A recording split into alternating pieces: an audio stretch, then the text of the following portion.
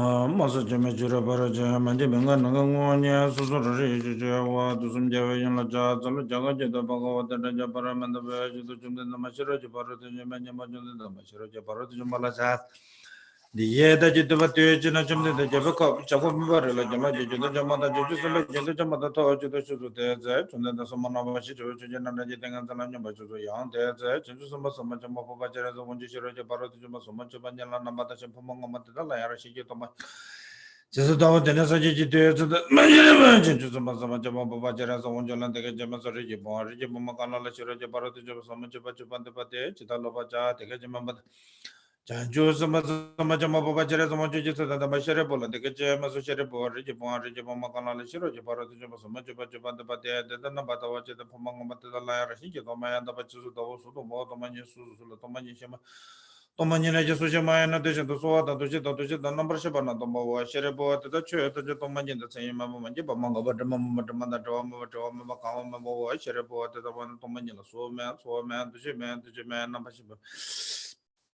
Me man, no man, no man, Jiman, Lume, Yeman, so man, Daman, Jiman, Roman, Jiman, German, the Manjiba man, Manjiba, Taman, Jiman, Roman, Jiman. Chairman the big oil man, teaching don't go to long about the lamation of Mondama, the Cherabo, the one Jesus Monatoma, the Cherry Cherry, the Digeness, the Bomba, the Tabama, the Chichel, the Shito, the Yangal, the Batara to some of the Mashipas, the Shiro, the Badala, the Lama, those of it.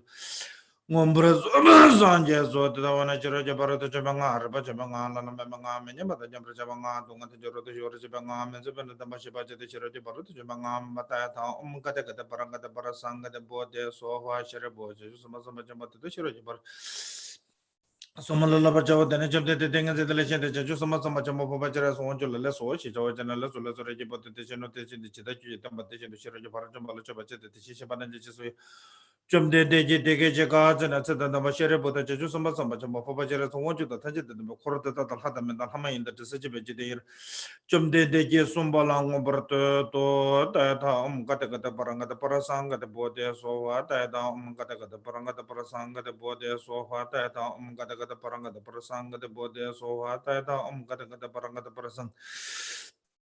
Dada Umgateka the Paranga the Parasanga the Bode so Dada Umgateka the Paranga the Parasanga the Bode so Dada Umgateka the Paranga the Parasanga the Bode so Dada Umgateka the Paranga the Parasang Bode so one Malamala Chazalo Sanjala Chazalo Chola Chazalo Jedula Chazalo Tajit Better to Chidam one home Machari Jabarajabata Sumayela second Jabala than the digital of the Becho the Chicharan of Vatican Taji Machari Jabarajabata Sumayela second Jabal two editions of the Becho the chair Dobra Juja member Juja Shava Juja Rabshava Joy Kanja Java Gabama Baja Mamba Chava Mamba number one member Tata Demento Gemetrovania Shishi about Soba Sanja Manaja Tamba de la Chazelo, Jeretora Jishu, the Mendo Nebejan, the Water, the Bato Jefferson, Patashi, the Lesho. Menchiji Potando, to Sanja Kunjangonia, Rasa Chukun, to Zaba, Savala Language, Tabja to Jesu, Shimento de Japanjaba, Sejalamba Tabajaba. Shejezo de Langoja, Porge Sanja de la Naroda, Maba Mela Chiji Kambaba, Pamanduba Javan de Gumba, Kajulama, Langoja, Tala Kambana Sochimba, Lamaso Shetubatula. Kandulun de Shende Jison, Chiji Kambaba Langoja, Taso Sejata Jelocho, Rowachi Yelapto, Cholando Lowachi Yelapto, Lantroba Sawachi Yelapto, Troba Ishes Chawachi Yelapto. Niji de Bandalama Sola Jepso, Chujis Hadalama Sola Jesu, Nasa Bandalama Sola Jepso, Tobata watching Gelaptos, Tushin watching Gelaptos, and Deserto the Bachin Gelaptos. Chaja Chamber Chojong to Sendinela, Dobra Change Laptos, Sanjakunda Zavalamala, Kosongo Bachambe Charles, and the Melala Rawan Shabata, Sedan Robanya Bachinjelo, Umichi, Japonado, to Sanjakunjong. Rasa Chukong was on the Bata Lamana language.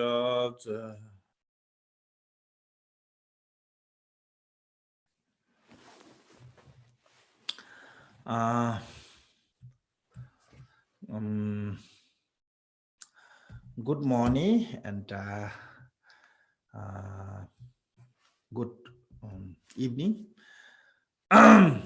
Just first, I want to say Tashitele, and as a continuing the text, um, mm, but just even we already talk about the preliminary practice of the uh, as a virtue, as a beginning, which is the motivation of a renunciation and bodhicitta. We have to engage in dharma with the motivation of the bodhicitta. Then whatever we do is become ultimately benefit for every sentient beings. If we listen or try to receive teachings or practice dharma for the self-cherishing, motivated by self-cherishing, and it's only benefit for you. So that reason, even we do same things, uh, uh, mm, any kind of dharma activities, but because of the different motivation, outcome result will be different. Somebody who's supported by altruistic motivation, and that person's knowledge, wisdom, and quality will benefit every sentient beings.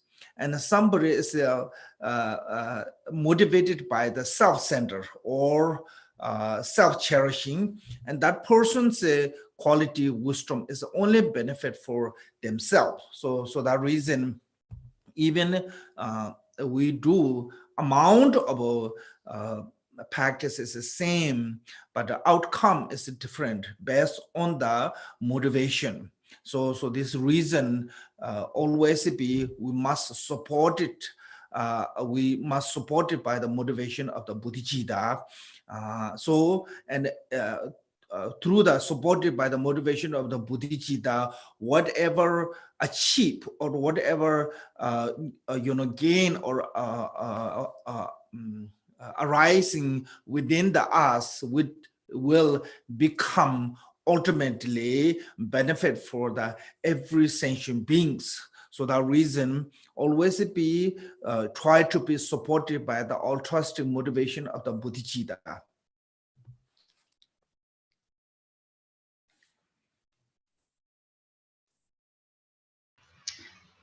Thầy gửi lời chào tất cả mọi người. Thế và hôm nay thì chúng ta tiếp tục học bản văn của tổ Khenpo. Thì tất cả những cái phần thực hành sơ khởi thì như chúng ta vẫn nói rồi là thiện hạnh lúc ban đầu, thiện hạnh lúc giữa và thiện hạnh lúc cuối. Thế và khi lúc ban đầu chúng ta thực hành thì chúng ta thực hành với động cơ là chúng ta buông xả vào bồ đề tâm. Nếu như đấy là một cái động cơ mà chúng ta thực hành, khi mà chúng ta thực hành khởi lên thì điều này sẽ đem lại lợi lạc cho tất cả chúng sinh.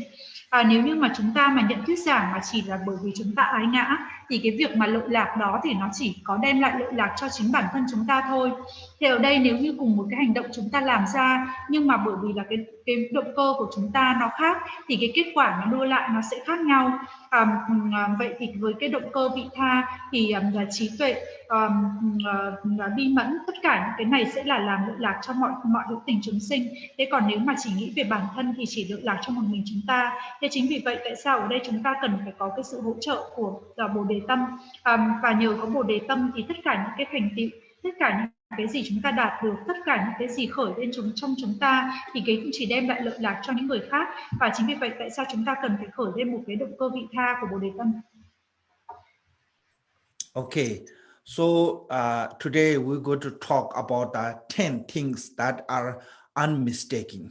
I think this is important. We must we already talked about that it is unmistaken to become a part of the monastery with the renunciation. When we join into the Dharma, this means that when we join into the Dharma, supposed to be motivated by the renunciation. Some people join into the Dharma motivated by the 8 worldly concern. So that is mistaking. If you join into the Dharma with the motivated by motivation of the renunciation, that is unmistaking. That's, I think, mainly we interpret it this way. Then second one say it is unmistaking to respect to the authentic guru. If you find the guru, authentic means somebody have a good quality, somebody can guide you, somebody have a great wisdom and experience, then you should cherish with that. As to say, it's a crown of your head. It's a kind of respect, show as a crown of your head. It doesn't mean that guru is carrying on your crown. It's a show as how much you cherish, how much you respect. It means that you have to, when you cherish in the guru, how you cherish the guru is not just because you just take care of that guru, or you just have some kind of sympathy or kind of devotions. Best way to how to you cherish in the guru is we call the three different kind of service, called the service with the material, service with the offering with the material, offering with the service, and offering with the meditation or practice. So best way to how you cherishing the guru, put on your crown is learn from that guru and put on practice whatever you learn. So that one, I think we talked already last week.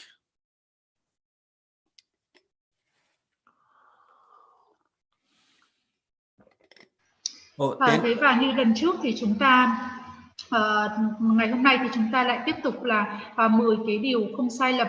Vào buổi trước thì chúng ta đã nói về điều thứ nhất là ở đây khi không sai lầm khi trở thành một phần của tu viện, với không buông bỏ với buông bỏ không bám chấp vào bất cứ cái gì cả. Khi mà đã trở thành thành phần của tu viện và hòa nhập với giáo pháp thì cái sự buông bỏ là một cái con đường không sai lệch. Thế còn nếu như mà gia nhập tu viện là bởi vì 8 cái ngọn gió đời thì như vậy là một cái cách không đúng đắn. Đấy là một cái cách hiểu của cái điều thứ nhất là như vậy. Điều thứ hai là không sai lầm khi tôn trọng một bậc đạo sư chân thực nhờ đặt lên vương miện đỉnh đầu. Khi mà chúng ta tìm được một cái vị đạo sư đó thì chúng ta là cái người mà hướng dẫn cho chúng ta với cái sự với cái trí tuệ với cái trí tuệ lớn lao của người, với những cái trải nghiệm của người, và như vậy là chúng ta yêu ái, là chúng ta yêu thương, yêu ái vị đạo sư, tôn kính vị đạo sư của chúng ta, và không phải là chúng ta đặt lên vương miện của đỉnh đầu, mà ở đây muốn nói rằng là cái cách mà chúng ta tôn kính vị đạo sư như thế nào, cái cách mà chúng ta yêu ái vị đạo sư của chúng ta như thế nào, và cái cách mà chúng ta khi mà chúng ta tôn kính tới vị đạo sư thì không phải bằng cách là chúng ta là chỉ có lo lắng, không phải bằng cái cách là chúng ta cảm thấy là chúng ta có một cái chút là tình thương, hay là bởi vì là chúng ta có cái sự niềm tin không thôi.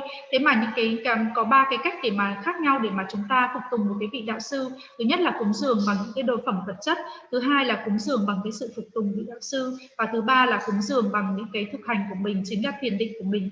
Thế ở đây thì bất cứ những cái gì mà chúng ta làm để mà đem tới cái niềm tôn kính của vị đạo sư mà là cái việc mà chúng ta thực hành, việc mà chúng ta thiền. And number 3, also unmistaken to train yourself, threefold combination of the hearing, contemplate, meditation. It's the same as when in the Buddhism, those 3 are kind of like called the 3 wisdom. So have to be combination, mean the kind of like you have to share equal time. You have to certain time is you have to spend on the learning. Once you learn from someone, learning means that you are receiving teaching from someone. Once you receive the teaching, you must contemplate.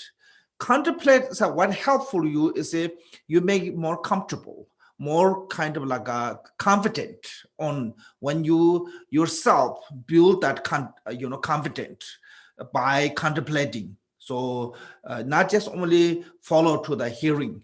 So that's not good enough also. Then you have to meditate. So those 3 combination mean, I think this is in Tibetan called tuma. Tuma mean kind of like a day and night. They're kind of like each one have 12 hours. So it's like a sharing the time evenly. Those 3. So without the hearing, contemplate or meditation is impossible. Without the contemplate, also hearing is not good enough and difficult to meditate. And without the hearing and contemplate, no one can meditate actually. So those three have to be combination of it, means that kind of share the same time, even time, or I don't know how to say this one, but it's just make sure not go to one is a lot and other two are missing, then it's not good enough. Those all are three wisdoms: hearing, contemplative, meditation. Three wisdom together make the complete about that wisdom. If one of three missing, then that wisdom is never become a complete. So that reason here saying combination mean that you have to have share all three together.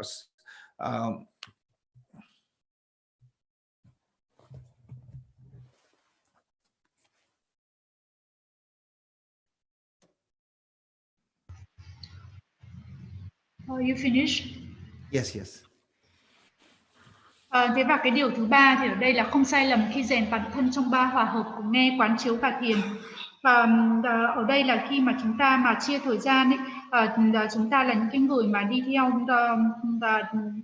Phật đạo thì chúng ta chia thời gian của chúng ta ra để thực hành cái ba cái loại trí tuệ của chúng ta, trí tuệ nghe, trí tuệ quán chiếu và trí tuệ thiền. Thì khi đó chúng ta phải chia cái thời gian của chúng ta ra một cách nó đồng đều.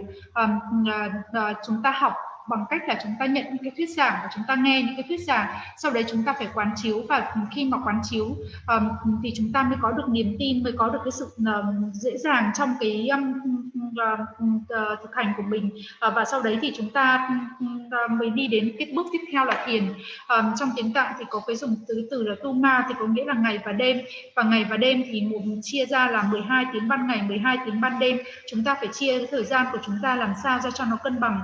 Nếu như mà chúng ta chỉ có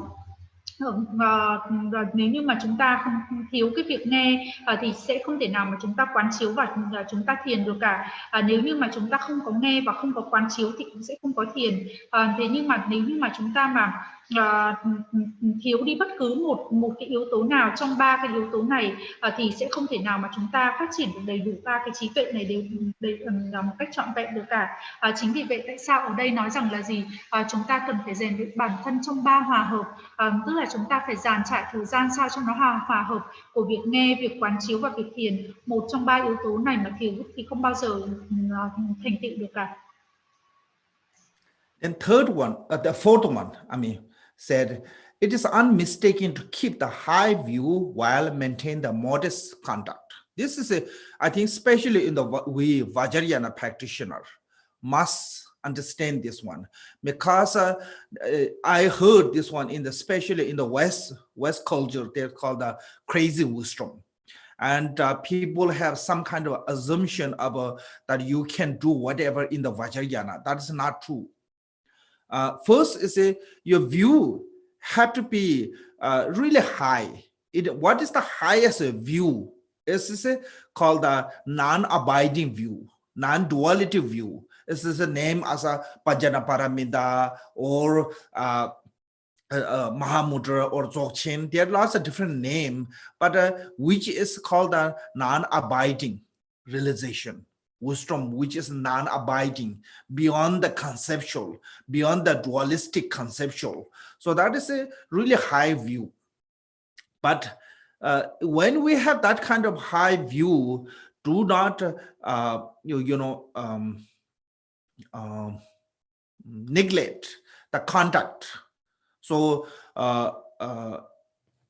especially in the Vajrayana. So that way, when Guru Rinpoche came to Tibet, he was giving teaching in the Vajrayana. He was the first master who came to Tibet to give the Vajrayana teachings, especially High Yoga Tantra. I think some part of Vajrayana exists before, like a Jiresi practice, Yoga Tantra. That kind of teachings came before, like around the 5th century during the King Songtsen Gampo. But actually, High Yoga Tantric Vajrayana came after 8th century during the Guru Rinpoche so Guru Rinpoche, what he told to the king Tsultrim Tenzin said, great kings, this Vajrayana or sacred tantra is really important as a tawatso, mean the view is the principle, view is the important. If your contact is gone to the sidetrack by the view, it means like you don't care about what is a virtue, what is non-virtue, what should be adopted, what should be abandoned. If you're becoming careless, then Guru Rinpoche said, then you become empty by virtue, empty by non-virtue. This is called the black closeness of Mara's view. It means that you have nothing left. So that is a large in the Vajrayana, especially people who not trained through the preliminary practice of like Four Noble Truth, for training of the mind. Those are not trained really well and directly received to the higher teaching like a Mahamudra Dzogchen. Lots of people really easily can go on that. There's nothing. Lots of people commonly said, oh, there's no samsara, no nirvana. Everything's one taste. So this kind of is called a view overshadow the contact. Then your contact is destroyed. Then it is not good. So that way, there's called a Vajra Garland Tantra. In the Vajra Garland Tantra said, innerly practice as a Guya Samaja, as a joyful with the practice of the Guya Samaja, but outwardly practice as a, what called the Vinaya. That kind of instruction, by that kind of instruction, you should train all your disciples. So that this reason, even Guru Rinpoche himself said, my view is like higher than space. It means that really high, profound. But my contact is more subtle than grain, flower. Flowers are really subtle. So this reason, main point is saying, no matter how high your realization of the view is gone, do not neglect the contact. Actually, person who have actually realization of the higher view, they never neglect the contact. Only what happened is a person who have a knowledge about the high contact, high view, and have no realization of that view, then they neglect the contact. So then it's become what called destroying our mind stream by our mistaking contact. Or sometime, especially in the Vajrayana, some people think that every Vajrayana practitioner should be same way. Oh, my guru does this one, I should do that too.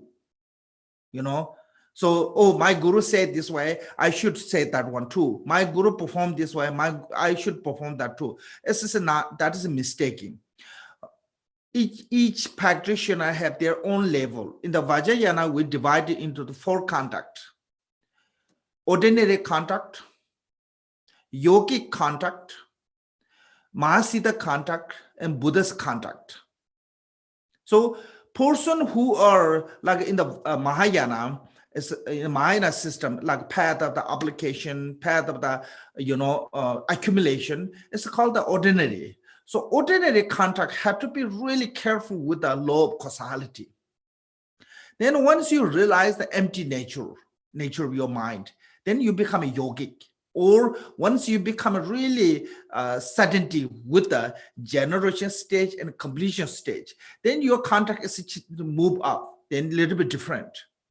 But then when you become a Mahasiddha, who have a directly one test realization, then you can do those all like Mahasiddha, like how Diluba did.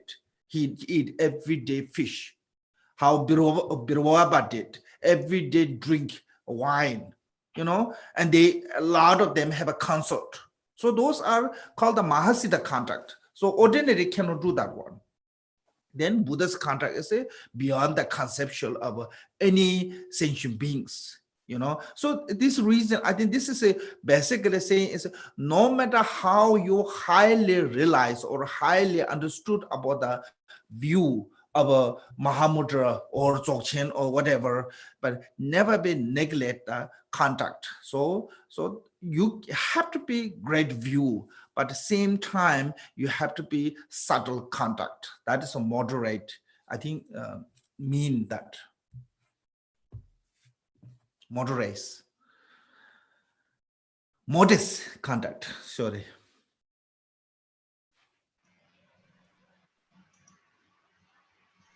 Tiếp theo là điều thứ tư, không sai lầm khi giữ một quan kiến cao trong khi giữ giới hạnh khiêm tốn nhất.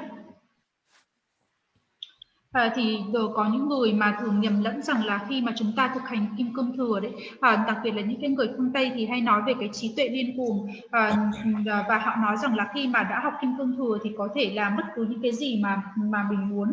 Thế nhưng mà đó là một cái quan điểm sai lầm. Chỉ cho tới khi mà chúng ta đạt, đối với kim cương thừa là khi mà chúng ta phải đạt được cái quan kiến nó rất là cao, khi mà chúng ta ở trong cái trạng thái không an trụ, trong cái trạng thái nó không còn phân biệt nhị nguyên Mahamudra hay Dzogchen, tất cả là nó vượt qua tất cả những cái khái niệm, tất cả những cái nhị nguyên thì chúng ta mới có thể thực hiện được như vậy. Thế còn nếu như mà chúng ta chưa đạt được tới những cái trình độ như vậy thì chúng ta không thể nào mà chúng ta thờ ơ được với cả những cái giới hạnh của mình.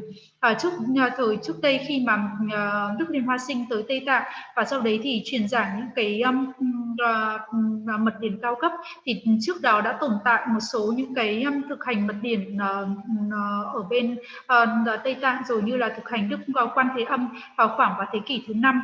Thế và khi mà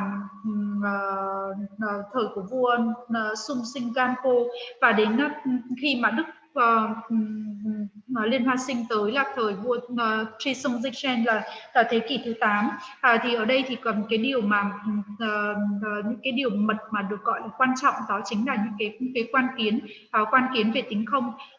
Thế tất cả những cái nếu như mà chúng ta mà không có những cái giới hạnh thì chúng ta sẽ rất là dễ mà đi lạc lối. Nếu như mà không quan tâm và không giữ những cái giới hạnh thì rất là dễ mà rơi vào cái trạng thái tức là hư vô cả về giới hạnh, hư vô cả về không giới hạnh, và đấy là chính là cái quan kiến của Mara, và rơi vào cái trạng thái là hư không. Thì nếu như mà đối với những cái pháp mà rất là cơ bản như là 4 cái kệ rèn tâm, 4 tứ diệu đế, nếu như mà chúng ta mà bỏ qua, và hiện nay rất nhiều người làm như vậy và nhảy thẳng luôn vào phần những cái bài giảng mật điển cao cấp, và nói rằng là tất cả là chỉ có đồng vị, luân hồi với niết bàn thì là như nhau, và sau đấy thì họ phá hủy những cái giới hạnh của mình. Thế và trong cái mật điển của chuỗi tràng kim cương thì có nói rằng là gì? Nếu mà thực hành Uya Samaya thì là thực hành ở bên trong, thực hành giới hạnh là thực hành ở bên ngoài, và như vậy là hành giả cần phải rèn mình trong những giới hạnh. Thế và Đức Liên Hoa Sinh thì có nói rằng là gì? Quan kiến của ta thì cao hơn cả bầu không gian, giới hạnh của ta thì vi tế hơn cả những cái bông hoa. Thế và chỉ đến khi nào mà chúng ta đạt được những cái nhận thức cao, còn trước đấy thì chúng ta không thể nào mà chúng ta thờ ơ được với cả việc giữ những cái giới hạnh cả. Những cái kiến thức mà những cái sự hiểu biết về những cái quan kiến cao này chỉ cho tới khi nào mà chúng ta đạt được. Còn nếu như mà chúng ta mà không giữ những cái giới hạnh của mình thì chúng ta đã phá vỡ cái luồng tâm trí của mình bằng những cái việc vi phạm giới hạnh. Thế và những cái mật điển khác thì chúng ta cũng phải thực hành như vậy. Đôi khi thì có những người nói rằng là đạo sư của tôi có thể làm như thế này như thế kia, đạo sư của tôi thì thực hành như và tôi cũng có thể làm theo giống như đạo sư của tôi. Thế nhưng mà đối với kim cương thừa thì mỗi một người là có một cái căn cơ khác nhau, và mỗi một người là có một cái sự riêng biệt của từng cá nhân. Thế cho nên nếu như mà thấy đạo sư chúng ta làm như thế này như thế kia và chúng ta bắt chước giống hệt như vậy thì rất dễ là dẫn đến sai lầm. Đối với giới hạnh thì có là giới hạnh của những cái người bình thường, rồi giới hạnh của du già, giới hạnh của Mahasita và giới hạnh của Đức Phật. Thế và đối với chúng ta khi mà vẫn còn ở con đường tích lũy và con đường áp dụng là những cái chúng sinh bình thường, thì khi mà chúng ta giữ những cái giới hạnh như vậy thì là nó điều rất là quan trọng, và sau đó thì chúng ta mới nhận ra được cái bản chất rỗng rang, và sau đấy thì chúng ta mới có thể đạt được tới cái mức độ của yoga, và sau đấy thì chúng ta mới chứng được đến Mahasita, là chứng được cái sự đồng vị.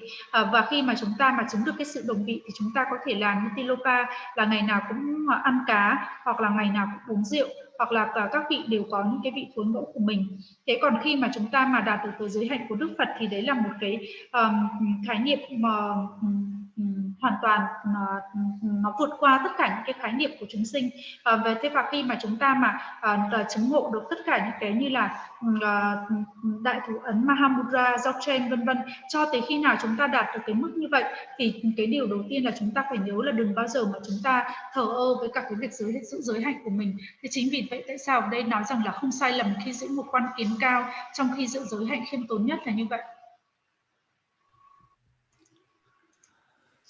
Okay, then said number 5th, yeah. It is unmistaken to be carefree while at the same time keeping strict resolve. So I think carefree or spacious mind, like open mind. So this is what it means. The carefree means that you have to be mind is really open or spacious. S-P-A-C-I-O-U-S, spacious mind.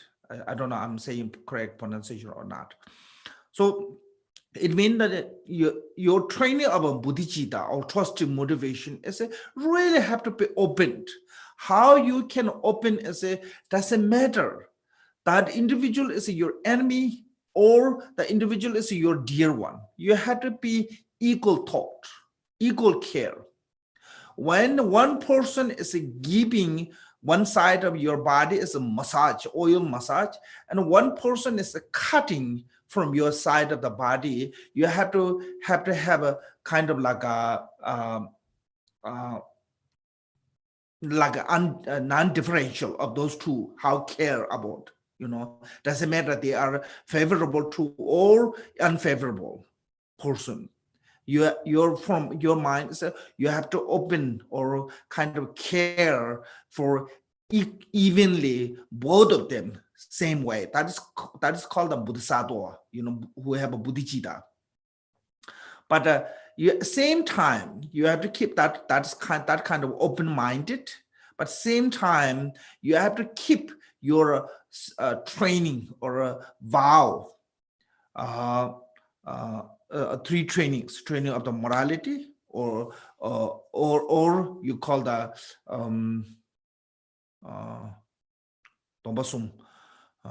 it's called the training of the individual liberation vow, individual liberation vow, bodhisattva vow, vajrayana vow. You can say that one, or 3 vows of restricting from the negative and accepting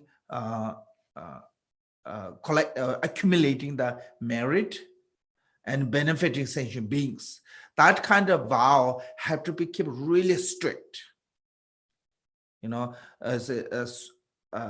is what it means, the strict resolve or strict commitment. You have to keep your commitment or your vow really strict without any damage. So this have to be balanced. You have to be carefree about open-minded to have everyone have equally care or kindness or compassion, but still you have to be your vow have to be protect. Anything is causing you to losing your vow, then you have to be avoiding from that. Like Pamuduba, he was one of the who hold the vow, monastic vow, so strict, really, I mean really strict. So he never drink alcohol. Never, even the chalk offering never use as alcohol. These days, lots of people using that one. I think this after the chalk puja is finished, maybe it's fun to have some drink. I don't know. And so Pamuduba never use. But when he's almost before he passed away, he got some kind of sickness. During that time, sickness, when physician advised him, if you drink some wine, or Tibetan called the chang, it's really help for his sick. But he said, even he's losing his life, he's not going to drink the alcohol. Then, so there are lots of story like that. So,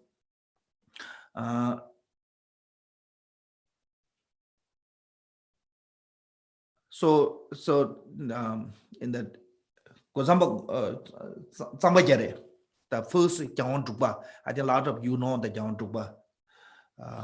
His first one. He said, you have to be like a yak. Yak is normally it's a really gentle animal. Really gentle animal. You can take anywhere you want, it's really gentle. But if yak doesn't want to do something and he's really stubborn, so you have to be gentle, same time you have to be stubborn to something that's not good for you. Okay, you have to be open-minded, same time you have to be really conservative when come certain point about your practice. So I think these two are, you maybe can say, open-minded, conservative. I think in this day language, maybe you can say this means the open-minded conservative. Too conservative is not good, but without the open mind. But with open mind, some people think the open mind and they do everything. That is also not good. So you have to be open-minded. Same time, you have to be conservative. If certain things that is you're not allowed to do, you shouldn't do.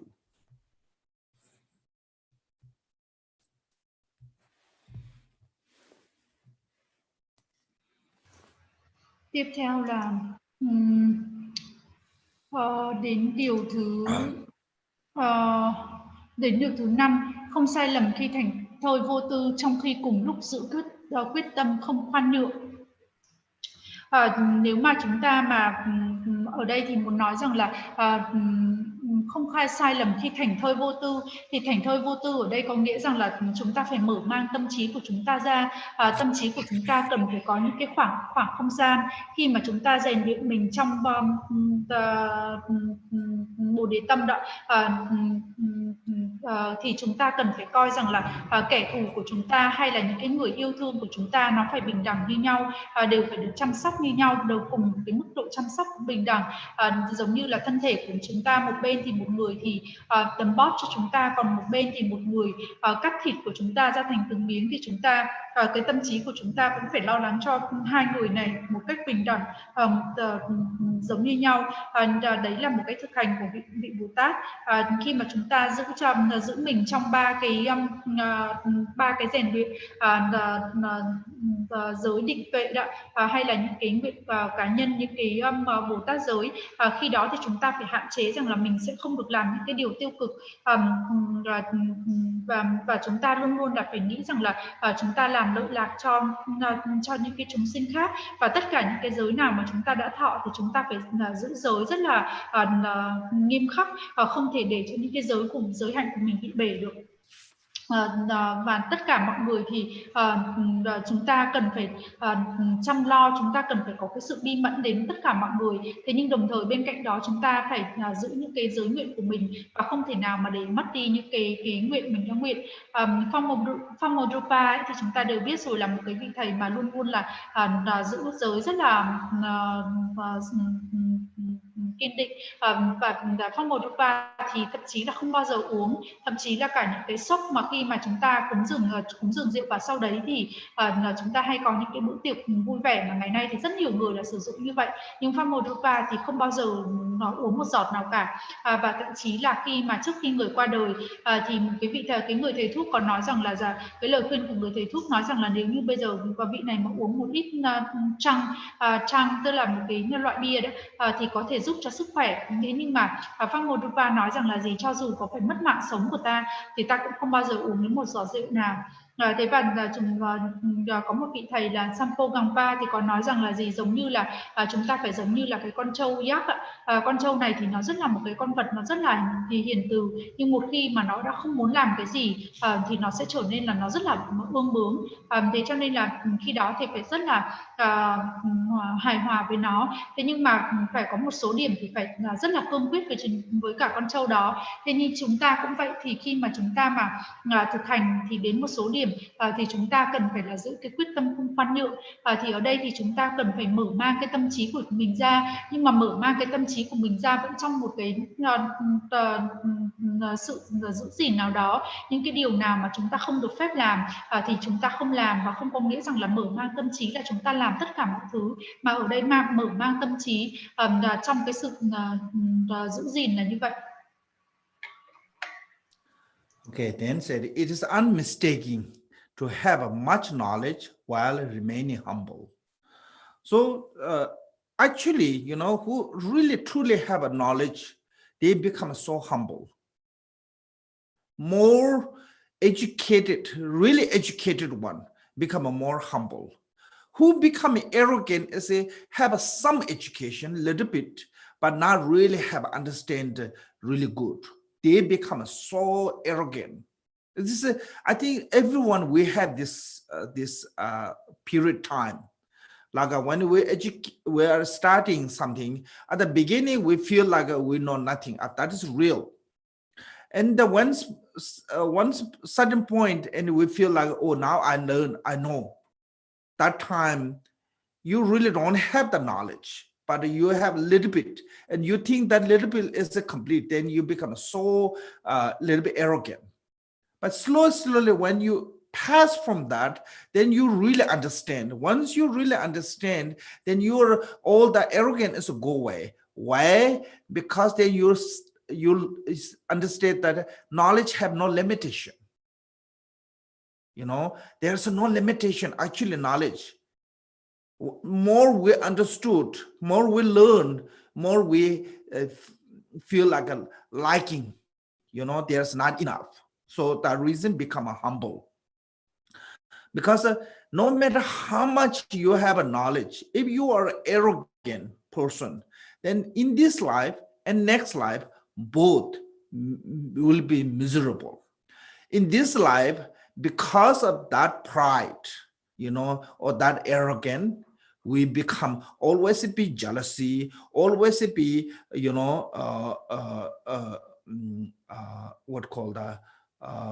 have a unsatisfied with the other people, how you treat you. Even somebody call you,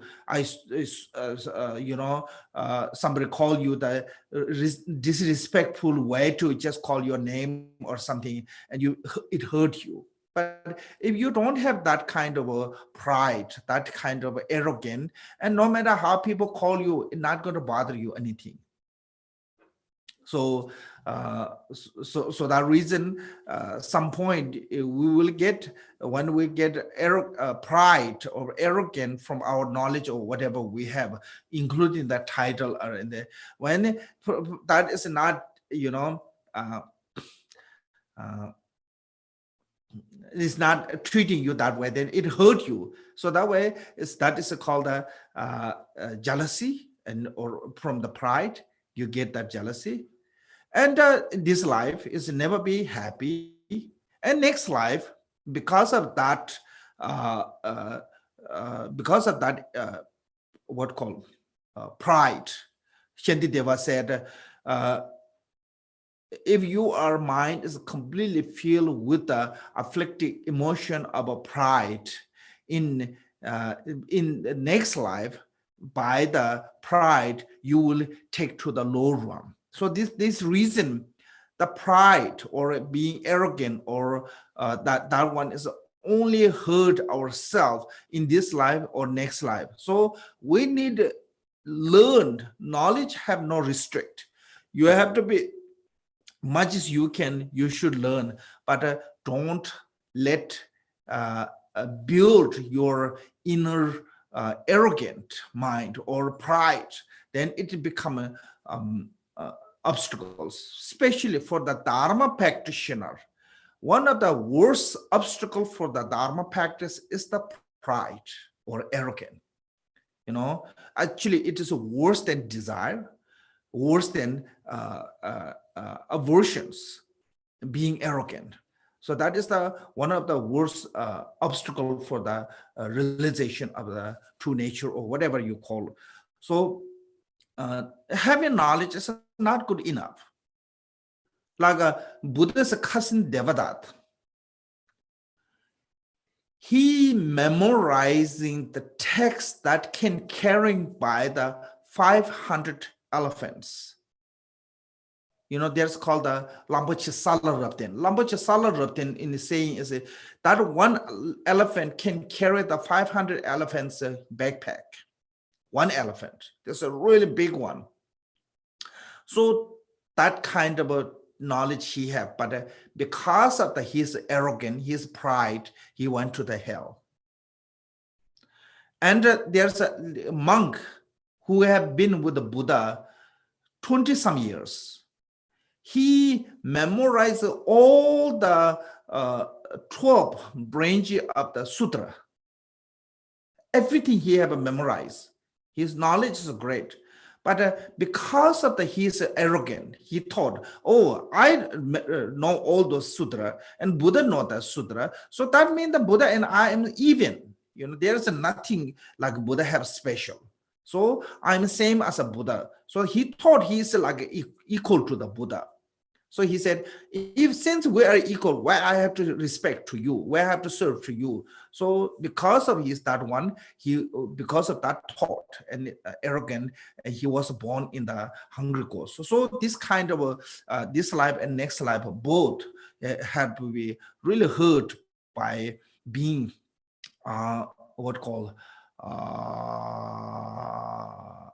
not having humbleness. So the reason, so Khenpo said, need great knowledge, same time should be keep with the humble life. Humbleness, be humble.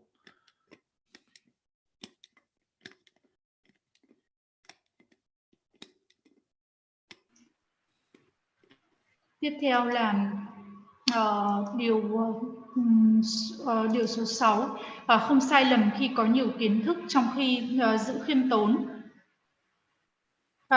Nếu mà những cái người nào mà thực sự là có kiến thức mà thực sự là được giáo dục thì những cái người như vậy họ sẽ trở nên rất là khiêm tốn. Thế còn những cái người nào mà chỉ biết một chút, không có nhiều cái kiến thức hoặc là cái sự giáo dục nó không đầy đủ thì đó là những cái người mà họ trở nên rất là ngã mạn. Đương nhiên là chúng ta khi mà chúng ta đi học thì cái thời gian đầu tiên thì có những người là chúng ta không biết gì cả, thế nhưng mà mới bắt đầu học được một chút thì nghĩ rằng là mình biết được một chút rồi, biết như thế này như thế kia và trở nên rất là ngã mạn và nghĩ rằng là mình đã hiểu biết tất cả rồi, và sau đấy thì bắt đầu là những cái sự ngã mạn nó nổi lên. Thế nhưng mà sau một thời gian, sau khi mà học tiếp và hiểu rằng là những cái kiến thức của mình nó sẽ không có giới hạn thì những cái sự ngã mạn đấy nó lại dần dần nó biến mất. Chúng ta càng học thì chúng ta càng có nhiều kiến thức thì chúng ta cần hiểu rằng là mình sẽ cần phải học thêm nữa. Thế và nếu như mà ngã mạn như vậy thì nó cũng chả đem lại những cái lợi lạc gì cho chúng ta cả cuộc sống này lẫn cả những cái kiếp sống của chúng ta kiếp sống sau. Thì nếu như trong kiếp này mà chúng ta ngã mạn thì chúng ta sẽ có những cái sự ghen tị, chúng ta sẽ luôn luôn là không hài lòng. Nếu như mà ai đó mà gọi mình bằng một là cái tên gì đấy mà không kính trọng thì lập tức chúng ta sẽ cảm thấy là chúng ta bị tổn thương. Thế nhưng mà nếu như mà chúng ta mà không có cái sự ngã mạn thì đương nhiên là mọi người có thể gọi mình là gì đi chăng nữa thì cái điều này nó cũng sẽ không ảnh hưởng gì đến chúng ta cả. Nếu như mà có những người thì lại ngã mạn bởi vì là nhận được một cái chút kiến thức hay là có một chút tên tuổi, và như vậy thì dần dần sẽ trở nên là ghen tị và không bao giờ là họ thấy rằng là họ hạnh phúc trong cái cuộc đời này của họ. Shantideva thì đã nói rằng là những cái người nào mà hoàn toàn là tràn đầy ngã mạn trong cái kiếp sống này thì trong kiếp sống sau sẽ tại sinh ở những cái nơi cõi thấp. Thế và chúng ta phải hiểu rằng là cái kiến thức của mình, những cái kiến thức thì nó sẽ không có giới hạn, nó là vô biên. Thế cho nên là đừng có xây dựng nên những cái sự ngã mạn ở bên trong mình, bởi vì chính cái sự ngã mạn này nó sẽ trở thành những cái chướng ngại cho toàn tri, hay là chướng ngại để mà chúng ta có thể đạt được tới những cái thành tựu. Cái sự ngã mạn này thì nó còn tệ hại hơn cả những cái sự ham dục của mình, và đấy là những cái chướng ngại để mà chúng ta nhận ra được cái bản chất chân thực của mình. Để bà Đạt Đa thì là một cái người rất là thông minh và có thể có cái trí nhớ mà nhớ được tất cả những cái bản văn mà 500 con voi có thể chở trên lưng. Thế nhưng mà bởi vì như vậy cho nên vị này trở nên rất là ngã mạn, và bởi vì cái sự ngã mạn thì cho nên là đã tái sinh ở trong những cái cõi thất. Thế còn một người học trò khác của Đức Phật thì có khả năng nhớ 12 cái nhánh của kinh điển, và vị này trở nên rất là ngã mạn, và sau đó là nói rằng là tất cả những cái gì Đức Phật biết thì ta cũng biết, thì như vậy là Đức Phật chả có gì đặc biệt cả. Tại sao ta lại phải tôn trọng Đức Phật, tại sao ta lại phải phục vụ Đức Phật? Và chính vì xuất phát từ những cái ý nghĩ như thế này, bởi vì ngạo mạn cho nên đến kiếp sống sau là vị này đã tái sinh như là ngạ quỷ. Nếu như mà chúng ta mà vẫn giữ những cái sự ngạo mạn như vậy thì chúng ta sẽ nó luôn luôn là chúng ta bị cảm thấy mình bị tổn thương. Cho nên là như vậy là chúng ta cần phải giữ những cái sự khiêm tốn của mình. Thế và không sai lầm khi có nhiều kiến thức trong khi giữ khiêm tốn.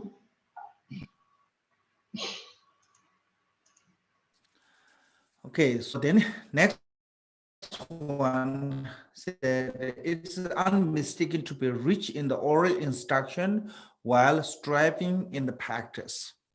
So some people think the practitioner not need much teachings, not need to learn much, just as long as you practice.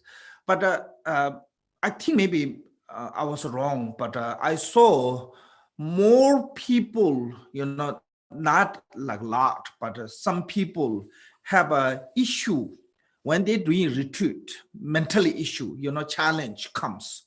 More those people who are not educated one. People who have a really good educated one have that kind of issue is less. So I think there's somehow because you are educated, how you dealing is a little bit different. So that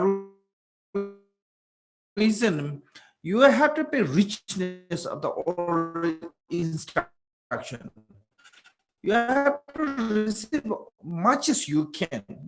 Some people think, oh, I already had this one, I already received this one. They don't want to receive second time or third time their list, like they treat like a teaching, say like exam, I already took them. From one text, if you receive more and more instruction, your understanding is becoming deeper and deeper. It just even one text, like for example, jewel ornament of liberation. Every time you study, you will learn something. We have one person,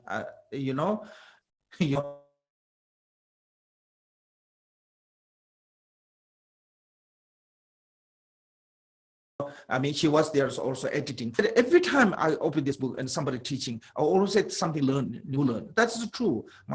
So we have to be richness of the oral instruction. More you can receive, it becoming better. You understand, deeper understand. But you perseverance with the practice. No matter how much rich of the instruction you have, if you don't practice, then it's not going to be benefit much. So this is like you have a bag full of a medicine. You know, you live with the medicine, but if you not take that medicine, no matter how much medicine you have, it's not going to help you to protect you from the disease. So, or not cure our sickness. So you need a much instruction teaching from everyone. This is when you're starting, you need like a hungry yak, in Tibetan said, you know, hungry yak. Hungry yak is when they're biting grass. Here, the eye is on the other grass already. So like that. So, but whatever we learn, we have to put them on the practice. Otherwise, we receive so many teaching, we receive so many instruction, and when actually come to the practice, nothing is put on practice. Then this is not much in benefit. So that reason should be those two kind of like combination, you know.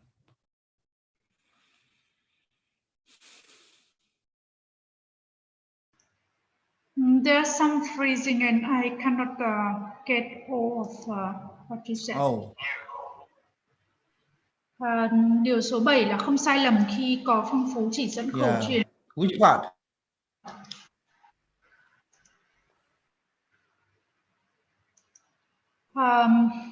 Thì ở đây thì thực hành mà không cần có thuyết giảng, đôi khi có những người nghĩ như vậy, thì như vậy là có nghĩa rằng là họ đã sai lầm. Có thể là thầy nghĩ rằng là thầy nghĩ cái điều này không đúng, nhưng thầy nhìn rằng là có một số người mà thầy biết khi mà họ đi nhập thất thì họ có rất là nhiều những cái vấn đề về tinh thần khi mà họ không nhận đầy đủ cái thuyết giảng. Thế còn những cái người mà họ học hành rất là tử tế thì họ hầu như là không gặp những cái vấn đề như vậy. Thế và những cái người mà nhận đầy đủ những cái chỉ dẫn thì nó sẽ khác hẳn với những cái người mà hầu như không có nhận những cái đầy đủ những cái truyền giảng. Chính vì vậy thì ở đây cần phải nhận những cái thuyết giảng nhiều nhất có thể. Có những người thì khi mà học đến lần thứ 2, lần thứ 3 thì kêu rằng là tại sao lại phải học lặp lại một thứ như vậy và cảm thấy rằng là chán. Cùng một cái bản văn nếu như chúng ta học lại lần thứ 2, lần thứ 3 thì khi đó chúng ta sẽ nhận nhận thức khác hơn và chúng ta sẽ hiểu càng ngày nó càng sâu hơn. Đối với pháp bảo của sự giải thoát thì có những người mà càng học thì họ càng thấy rằng là cái hiểu biết của họ càng ngày càng thấm sâu hơn. Cái đoạn này thì thầy chỗ này bị mất cho nên là không nghe rõ là thầy nói là cái gì. Thế còn khi mà chúng ta đi thực hành mà chúng ta không có nhận những cái thuyết giảng thì cái điều này có nghĩa rằng là cái thực hành của chúng ta nó sẽ không có lợi lạc gì cho chúng ta cả. Cũng giống như khi mà chúng ta ốm và tay chúng ta cầm cái túi thuốc và chúng ta chỉ cầm cái túi thuốc đó không thì cái túi thuốc đó nó sẽ cũng không đem lại cái lợi lạc gì cả, và nó cũng không làm thế nào để mà nó có thể chữa được lành cho chúng ta cái bệnh. Chúng ta cần phải thực hành là giống như cái con trâu yak, khi mà nó ăn cỏ ở cánh đồng bên này thì mắt nó nhìn sang cái cánh đồng bên kia. Thế và chúng ta cần phải nhận càng nhiều những cái thuyết giảng nhất có thể, và sau đấy thì chúng ta cũng phải thực hành, bởi vì nếu như mà chúng ta nhận những cái thuyết giảng và sau đấy chúng ta không thực hành thì cái điều này nó cũng chả có lợi lạc gì cả. Cho nên sau khi mà chúng ta nhận đủ những cái thuyết giảng thì đương nhiên chúng ta phải biến cái đấy thành thực hành của mình. Vậy trong này có nói rằng là gì? Không sai lầm khi có phong phú chỉ dẫn truyền khẩu trong khi phấn đấu thực hành.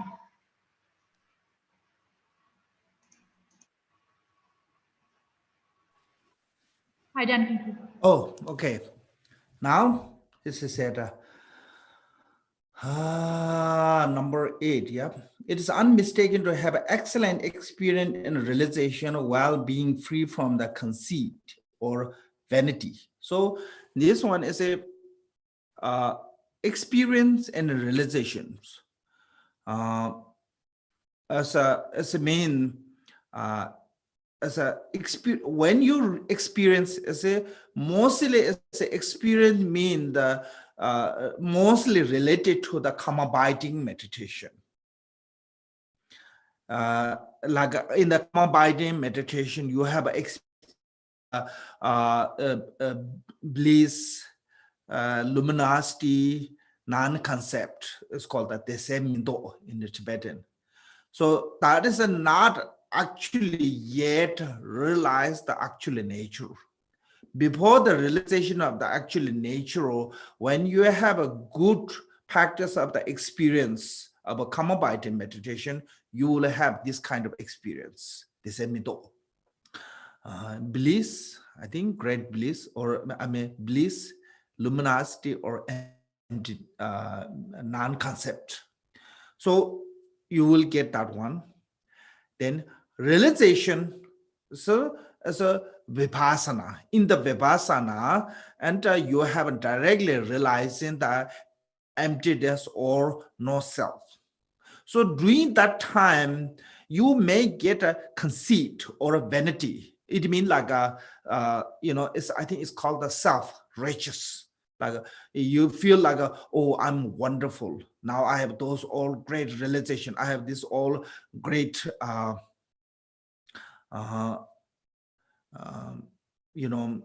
achievement.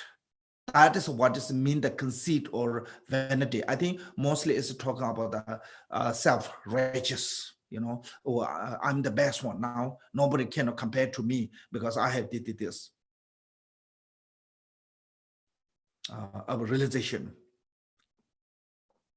So that time I just about that CD is turned to the Mara's obstacles. So there's one master in his Mahamudra instruction. His name is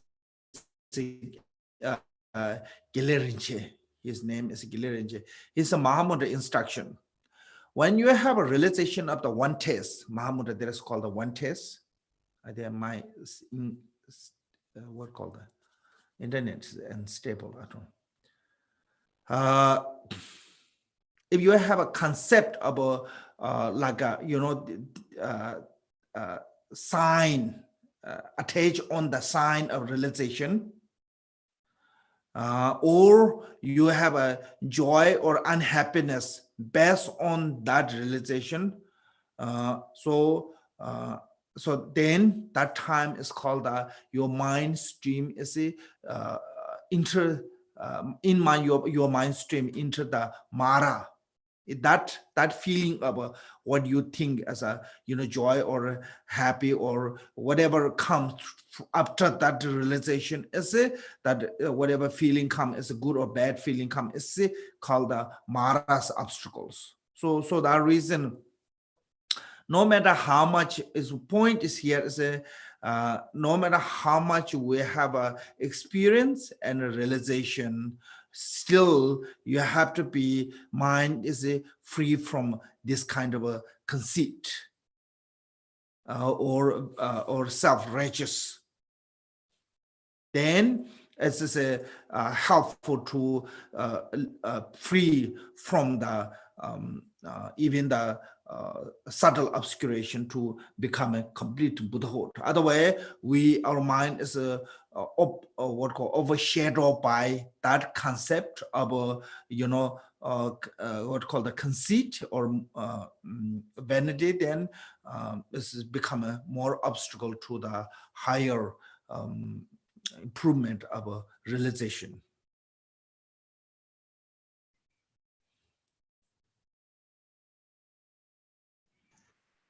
Điều số 8. Không sai lầm khi có trải nghiệm tuyệt vời và nhận thức trong khi tự do khỏi dỗ lừa và hão huyền. Thì ở đây có nói đến và trải nghiệm và nhận thức. Trải nghiệm thì ở đây là trải nghiệm trong cái thiền an trụ, và ở đây thì chúng ta thường hay có những cái hỷ lạc, chúng ta hay có những cái ánh sáng và chúng ta hay có những cái trạng thái không khái niệm. Thế nhưng mà đấy vẫn chưa phải là những cái nhận thức của chúng ta. Thế nhận thức ở đây là khi mà chúng ta có những cái trải nghiệm rất là tốt rồi, và sau đó thì nhờ có thiền Vipassana thì chúng ta mới có thể chứng được tính không hay là chứng được cái sự vô ngã. Thì khi đó thì mới gọi là nhận thức của chúng nhận thức là như vậy. Thế còn đôi khi mà chúng ta mới có được một chút trải nghiệm và chúng ta thấy rằng là ôi thật là tuyệt vời, mình đã đạt được những cái thành tựu lớn, không ai có thể so được với mình có thể làm được điều như thế này như thế kia, thì như vậy là tất cả đó là những cái chướng ngại của Mara nó tạo lên. Thế và có một cái bậc thầy Gelerenche thì có nói rằng là gì, chỉ nào cho tới khi nào mà con chứng được cái tính đồng vị, thì khi đó thì tất cả những cái khái niệm của những cái dấu hiệu, tất cả những cái sự bám chấp vào những cái dấu hiệu mà con có được, như là niềm vui, hạnh phúc, thì là của chứng ngộ như vậy, thì tất cả những cái đấy đều là những cái chướng ngại của Mara trong luồng tâm thức của con. Và đấy là Mara tạo ra những cái che chướng. Thế khi mà chúng ta mà có những cái trải nghiệm và những cái nhận thức như vậy thì chúng ta cần phải thoát khỏi những cái sự lừa dối và hão huyền, thường cái sự lừa dối và hão huyền rằng là bản thân mình là tuyệt vời, bản thân mình là làm được những cái điều như thế nọ như thế kia, và khi đó thì chúng ta cần phải thoát khỏi cả những cái chướng ngại và những cái rất là vi tế, và đến cho tới khi mà chúng ta đạt được tới quả vị Phật. Còn nếu như không thì chúng ta sẽ chỉ có tạo thêm càng thêm chướng ngại cho mình. Chính vì vậy tại sao cái điều số 8 nói là không sai lầm khi có trải nghiệm tuyệt vời và nhận thức, trong khi phải thoát khỏi những cái lừa dối và hão huyền, và chính là đấy là những cái lừa dối và tự hão huyền bản thân mình là cái người mà giỏi giang như vậy. Now, number 9, it's unmistaken to be able to live with the solitude while also being able to live with the other. When you are alone, you have to be not to have a kind of like a feel like lonely or whatever. You can be happily can live solitude place. But same time, when you are with other people, you have to able to maintain the what called the social, because basically human being is a social animals. It's a really important we have a social life to live. So we're not really solitude animals, solitude beings. But for the meditation practitioner, it's also solitude is really important. Why? When you are solitude, then there's a less have condition to raising all those negative emotions. And when you have a less negative emotion, and it is become a more your deeper meditation or practice become a more profound. So that reason you have to learn how to live as a solitude. Mountain, temple, retreat, cave, anywhere. When you are in the solitude, you have to learn how to live without the sadness of lonely, without the sadness of boring or anything. And also in the Tibetan here said Chibur Dötsuba. Dötsuba is also not just only saying it's just live as alone. It's also you have to learn how to sit for the meditation. So this practitioners, the main point is a meditation. So the Dharma practitioner, they said, it's like we have to live like a wounded animal. Wounded animal try to hide somewhere alone, just try to find the place is quiet and less distraction.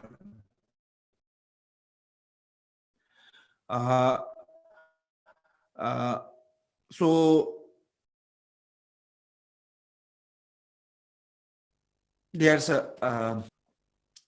he said, practitioner must learn how to live solitude. And the practitioner must attach to the seat. It means the sit a long time.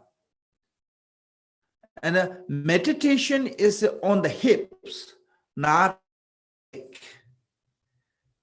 So, I mean, these days there's a walking meditation, that part. In the Tibetan, we don't have the walking meditation. This is, I think, most is a Theravada tradition. So that way, not is a meditation is a not hips, not on the leg. Mean that it's you walking around here, there, no time to meditate. So that reason, I think it's important to not just sit in solitude. Just sit in solitude isn't good enough. Then most of animals, it's really non-social. They most of the time they live alone. Lots of animals. Then they can become enlightened. Staying isolated is not good enough. Here, isolate mean live. Isolate mean live. Also stay. As how to you sit, the meditation posture. So that way, when you meditating, normally we said essential point of the body and essential point of the mind. So essential point of the body is have to learn how to sit for the meditation. So that way, this is not just saying it's a live isolated. It's just you have to learn how to live alone. It's not only good enough for the Dharma practitioner. It means just saying you have to stay on one place and do long time meditation. That is mainly talking about.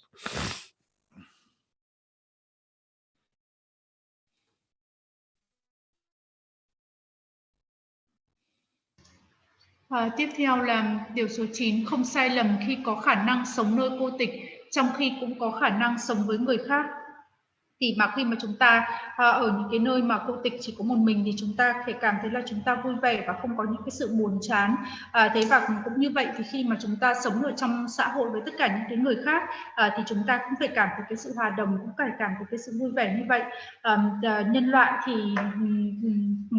không phải là những cái loại không phải cái loài động vật mà sống ở trong cái nơi mà hoang vắng được, mà nhân loại là sống thành một cái cộng đồng.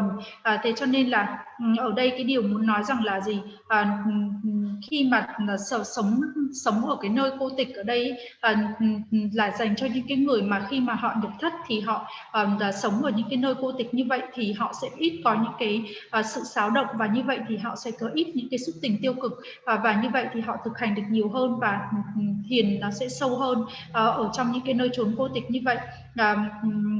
Thế và ở đây thì nếu như mà ở cái nơi một mình như vậy thì sẽ phải không có những cái sự buồn chán, không phải cảm thấy những cái sự cô đơn. Thế và trong tiếng Tạng thì ngoài ra còn có nghĩa rằng là không chỉ có không phải là sống ở nơi cô tịch mà còn có cái nghĩa nữa trong cái từ tiếng Tạng là làm sao mà để mà ngồi thiền ở chỗ đó. Đối với mà chúng ta như những cái hành giả mà thực hành pháp thì phải giống như những cái con thú mà nó bị thương. Khi mà những con thú nó bị thương thì nó tìm những cái nơi trốn rất là vắng lặng, nó tự ẩn mình nó vào đấy và trong yên lặng để nó chờ cho cái vết thương của nó tự lành. Thì những cái người hành giả thực hành pháp thì cũng phải tìm những cái nơi trốn như vậy. Và ở đây thì phải học cái cách là làm sao sống trong cái sự cô tịch, học cái cách làm sao để mà có thể ngồi thiền, và ngồi thiền thì ở trên hông chứ không phải là trên chân. Ngày nay thì đối với các truyền thống mà thực hành Phật giáo Nguyên Thủy thì họ cũng có làm thiền, hành thiền đó. Thế nhưng mà đối với Phật giáo Tây Tạng thì cái việc mà thực hành thiền là không có hành thiền như vậy, mà họ chỉ có là ngồi một chỗ. Thế và ở đây thì chúng ta cần phải thấy rằng là cái điều này muốn nói rằng là gì, nếu như mà chúng ta học cái cách làm sao sống ở trong những cái nơi cô tịch, và đồng thời cũng phải học cái cách mà làm sao mà ngồi thiền, những cái điểm của những cái điểm tâm yếu của tâm thẳng, thì cũng như là cái tâm trí của chúng ta nó thẳng. Và ở đây là cái cách mà chúng ta phải học như thế nào để ngồi thiền, cách để mà sống ở nơi cô tịch như thế nào. Cho nên là mới nói rằng không sai lầm khi còn khả năng sống nơi cô tịch, trong khi cũng có khả năng sống với người khác, là sống trong xã hội cũng như vậy. Okay, then number 10, it's unmistaken to be unbound by selfishness while being skillful to helping others. So this means the saying is don't put the self-center, don't be selfishness. If we're being selfishness, no matter how high level of the practice we do, we're not going to achieve the Buddhahood. You know, so highest one is can be realized as a arhat, like one of the Adisha's disciple who practiced the Anuyoga Tantra Guya Samaja. I think one of those Anuyoga Tantra Guya Samaja, and later he accomplished is a arhat because of the lack of bodhicitta, lack of altruistic motivation. So the reason, don't be self-centered. But when you're helping other sentient beings, then you have to be skillful. So helping sentient beings, I think this is, you have to look this way. When we try to do something good to other, if someone is a powerful, someone is a good looking, or someone is a fortunate one, when we try to do it's really easy. Like His Holiness John Drupa said, if you try to give to your loved one, even you can give the hundreds and thousands dollar without any hesitation. But if you try to give to the street people, even $1 is giving is you get hesitate. So there's one Drupa master called the Linchi Reba said, who have a really stable realization of the view, they do not seek as a what called the wealth or fame of service from other. When they help to sentient beings, they especially help to people who are lower capacity, like someone have a lack of a fortunate, lack of a merit, and someone is a lack of a physically good look, you know, someone have a lack of a wealth, or someone did lots of bad things.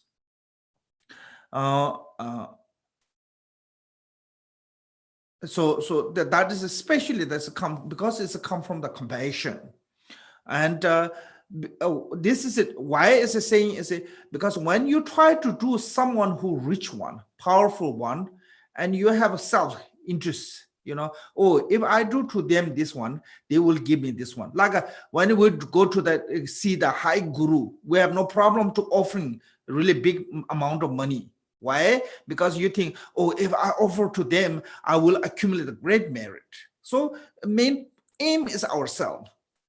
But when we try to give on the street people, there's nothing benefit for us, you know. So that way we don't want to give. So that is different. So that way they say don't be self-centered or selfishness, but giving to the other. When you give into the other, also need a skill, because if you help other without the skill, sometimes it hurt yourself, sometimes it hurt your family, sometimes it hurt your other person, you know, lack of skill. So when you help other, you have to learn a great skill too.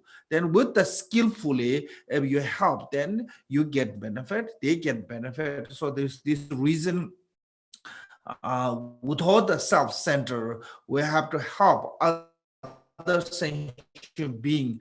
But when we help other sentient being, we have to learn how to skillful, you know, as a lack of skill, being Bodhisattva is a really, really difficult and troublemaker for other beings, the sentient beings.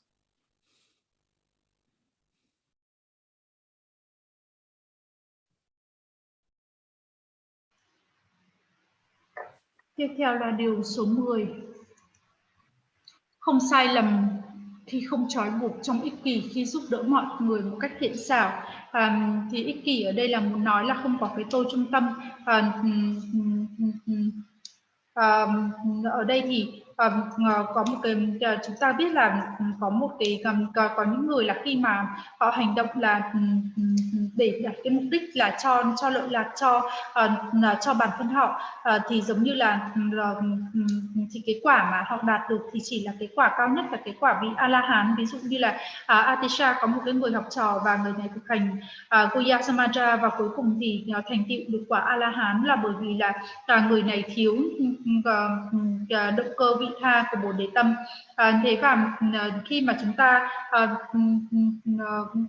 thực hành thì chúng ta cần phải bỏ tất cả những cái sự ích kỷ, tất cả những cái tôi trung tâm đi. Thế và khi mà giúp đỡ mọi người thì cố gắng là giúp đỡ những cái người không may mắn. Rất là dễ dàng nếu như mà chúng ta mà cho đi những cái người nào chúng ta yêu quý, ở những người nào chúng ta thân cận, ví dụ là 100.000, thế nhưng mà để cho 100.000 đô, nhưng mà cho những cái người nào mà ở trên đường phố thì 1 đô thì chúng ta cũng cảm thấy là rất ngại ngùng, khi rất là khó khăn khi mà phải rút tiền ra là để mà cho họ như vậy. Thế và Rinchi Repa thì có nói rằng là gì, đừng có tìm kiếm tài bảo, đừng có tìm kiếm danh vọng khi mà giúp đỡ mọi người. Hãy cố gắng là giúp những cái người mà không có sự may mắn, giúp những cái người mà họ về thể chất họ đã không toàn hảo, những cái người mà họ có những cái vấn đề và gặp phải những cái luôn luôn là gặp phải những cái điều xấu trong cuộc sống, và hãy cố gắng là giúp đỡ họ bằng cái lòng bi mẫn. Nếu như mà chúng ta chỉ tìm mà chúng ta đối với những cái người mà giàu có hay là những cái người mà có quyền lực, mà khi mà chúng ta mà giúp đỡ họ thì như vậy là trong đó là chúng ta luôn luôn là có cái lợi lạc cá nhân của mình vào đấy. Ví dụ như là khi mà chúng ta đến gặp những cái vị thầy mà rất là cao, chúng ta cúng dường rất là nhiều, đương nhiên là chúng ta mong mỏi rằng là gì, là bởi vì mà để cho chúng ta nhận lại được những cái sự gia hộ cho bản thân mình. Thế còn đối với những cái người mà ở trên đường phố thì chúng ta không thể nào mà dễ dàng mà chúng ta cho họ hoặc là bố thí cho họ nhiều như vậy được. Thế và ở đây khi mà chúng ta giúp đỡ thì chúng ta cũng phải giúp đỡ một cách thiện xảo. Nếu như mà chúng ta mà không có cái cách thiện xảo như vậy thì có thể là cái việc chúng ta làm sẽ làm cho chúng ta bị đau đớn, những cái người trong gia đình của chúng ta cảm thấy không hài lòng. Thế và ở đây khi mà chúng ta mà thực hiện với cái thiện xảo như vậy thì sẽ lợi lạc cho chính bản thân mình, lợi lạc cho những người khác và lợi lạc cho chúng sinh. Chính vì vậy cần cái cách để học là ở đây là làm sao mà giúp đỡ mọi người một cách thiện xảo như vậy. So this is skillful is a what is the skillful mean? I think this is talking about something that is a benefit for them, not just for enjoyable. There's one great Sajapindita said, like you giving sick one the food what they like. Normally people like the food that is really bad for their health, so giving the patient food what they desire, and disciplining the person who what called the bad person, okay, just let it go whatever they do, or giving secret tantric teaching to person who have not received the empowerment, and giving dharma teaching who are not suitable to vessel to receive teachings. So this kind of is called the unskillful, because it looks benefit for them, helpful for them, but in the long term it will hurt them, hurt. So it is it's act by compassion, but it's called the impure compassion, because it will not benefit for them, it will harm. So that reason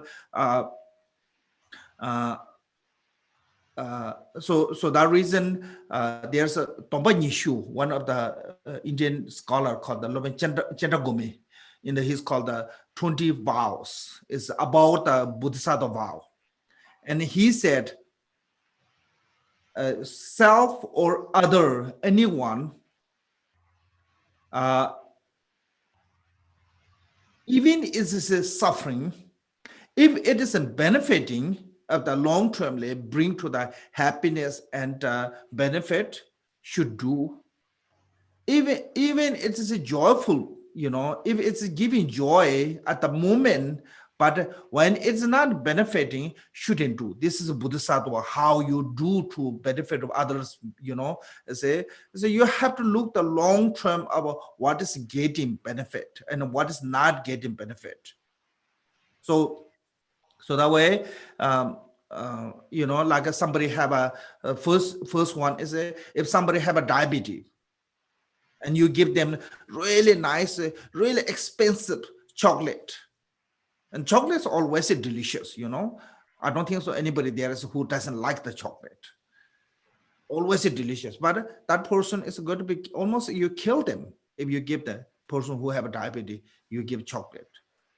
Similar way, other also example is so things that you should do long-term benefit for them.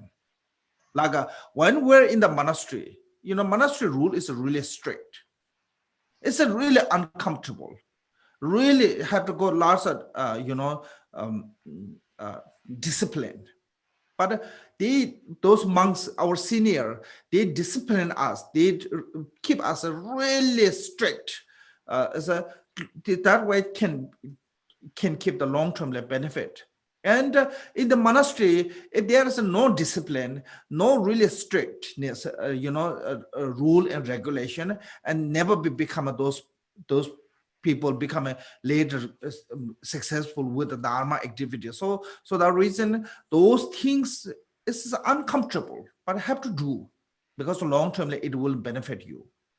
Certain things really uncomfortable. Maybe it's certain things are really comfortable, give you great joy, but it's not going to benefit for you. Then you shouldn't do that one. So that is how you have to find the skillful mean the Bodhisattvas, I think.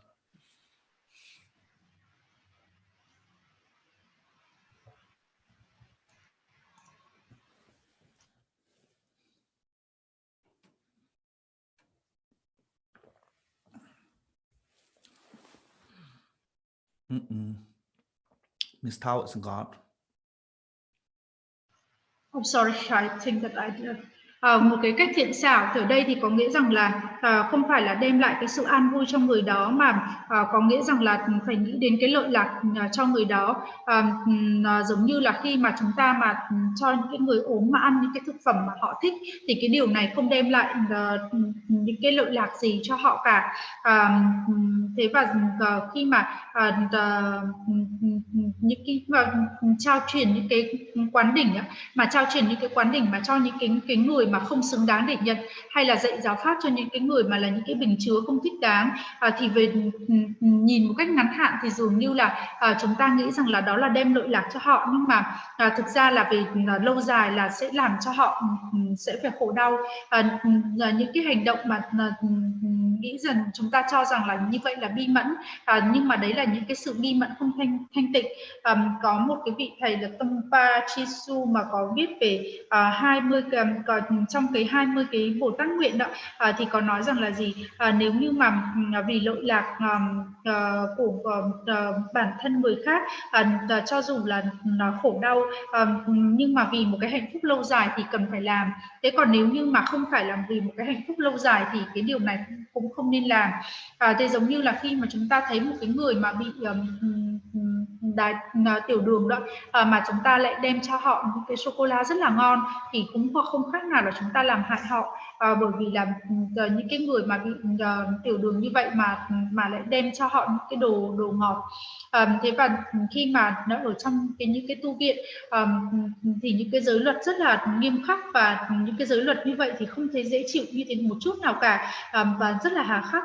Thế nhưng mà nhờ có những cái giới luật như vậy, và những cái vị tăng lớn hơn giữ cho những cái vị tăng nhỏ luôn luôn là phải tuân theo làm theo những cái giới luật như vậy, thì về lâu dài là những cái điều nó đem lại những cái lợi lạc, là sẽ có những cái người mà thực hành, nếu như mà không có những cái kỷ luật nghiêm khắc như vậy, thì sẽ không có những cái người mà thuyết pháp ngày hôm nay thành công như vậy. Thế và nếu như mà trong những cái điều kiện mà thậm chí là không thể dễ chịu như một chút nào cả, thế nhưng mà về lâu dài mà đem lại những cái lợi lạc thì những cái điều đó nên làm. Thế còn những cái điều gì mà đem lại mặc dù là những cái niềm an vui nó rất là lớn, thế nhưng mà chả có chút lợi lạc nào cả, và về lâu dài thì những cái điều đấy là những cái điều không làm. Đấy là cái điều mà muốn nói là về một cách thiện xảo, ở đây là muốn giải thích như vậy. Okay, these were the 10 things that are unmistaken. So after the recognizing what is the unmistaken, then right after there said 14 things that are meaningless. So what is the opposite of the unmistaken is the meaningless one. So first one is said, like returning empty hand. This is empty handed. This is an example.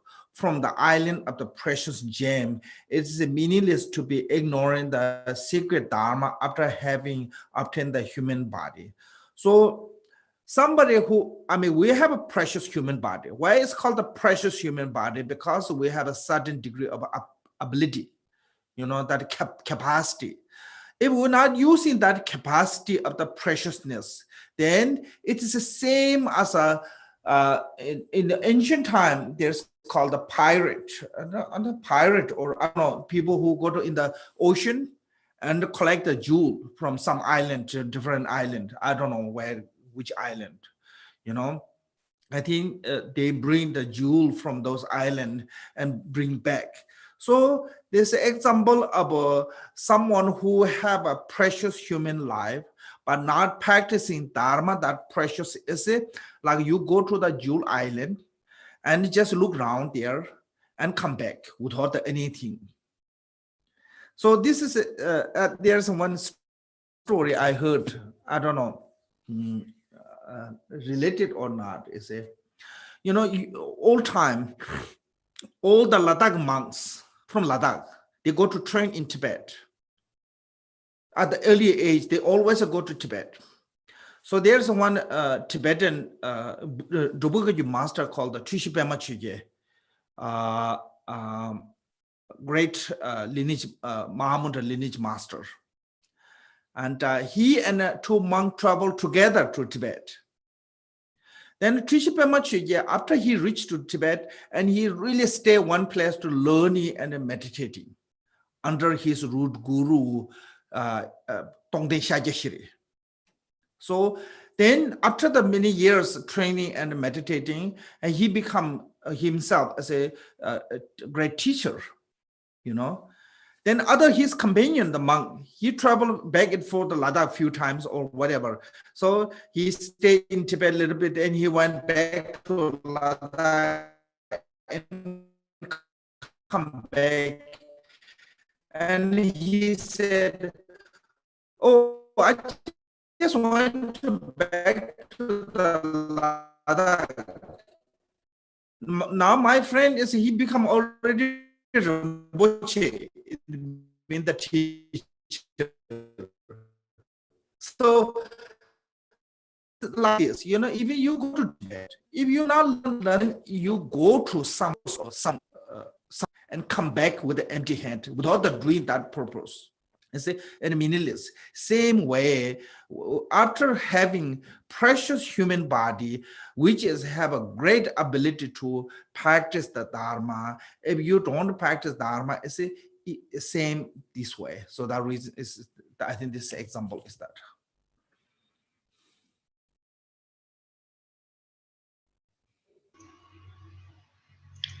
Sau khi mà chúng ta học về 10 điều không sai lầm, thì đối ngược lại với cả 10 điều không sai lầm thì là những cái điều vô nghĩa.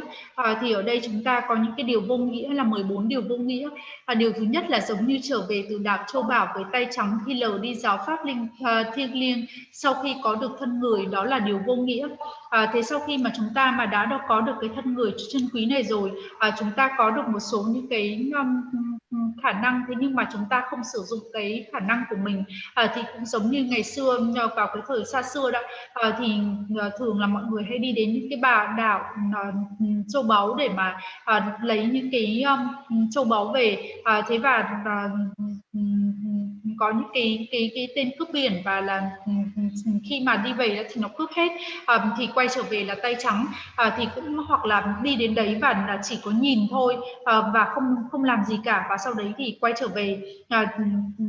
Thì đấy là cũng giống như là khi mà chúng ta đã có được cái thân người chân quý này rồi, thế nhưng mà chúng ta không thực hành giáo pháp thì cũng giống như là đến đảo châu báu chỉ nhìn thôi xong rồi đi về.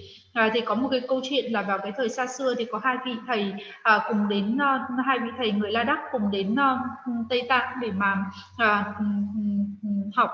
Thế và một người là Trima Sungki gì đấy, đó là một cái vị thầy lớn, và sau đấy thì đi cùng với một người bạn nữa của mình, và cái vị này thì ở lại học với cả đạo sư của mình, thiền rất là nghiêm ngặt, và hầu như là dành hết thời gian ở đấy để học với thầy. Thế còn người bạn đồng hành của vị này thì lúc thì về La Đắc lại, xong lại quay sang đi lại như vậy.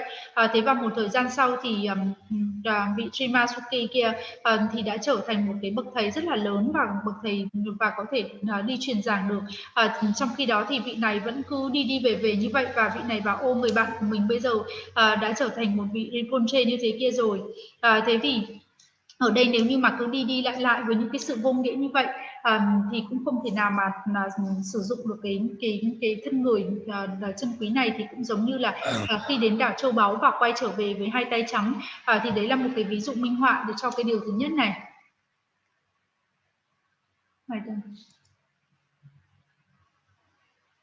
Okay. Then second is like mud driving into the plan. It is meaningless to return to the family life after having renunciation. This means it directly means saying somebody who become a monk, okay, or a nun. Then what called leaving monastic life and joining back to the family life is meaningless. It's like a butterfly jumping on the lamp, because when butterfly look from the far lamp, they see beautiful. That way they go there. They see beautiful. Then once they reach to the lamp, it burn them and kill them. So same thing as when you look from the far, the family life it looks beautiful. You know, you have a companion, you have a support, you have a loving, each other, you have a care, and this lots of looks beautiful. But when you actually reach there, it's just like your butterfly is jumping on the flame. So there's more misery and more suffering. So I think point is saying like that one. But also sometimes monk become a monk, stay in the monastery, but live like a lay people. They do business, they own the property, they own the this and that, like all the supposed to be what we renounce now is no more. We have all those, So these days, actually, some monks live like more lecture than lay people. So that is it. Even you're not giving up your monk's, vow, which is mean that not getting married. Even now you're not getting married, but you left the renunciation. You have so many build object to the attach. You have a house, you have a car, you have a property, you have this and business, and there's so many ways to you can attach. You have no chance to renounce all of those. So then that is the same way to be, like same as a butterfly is jumping on the flame. Because now you enter into the monastery, become a monk, but you build in lots of negative karma by those activities. Some monks are really good with the business.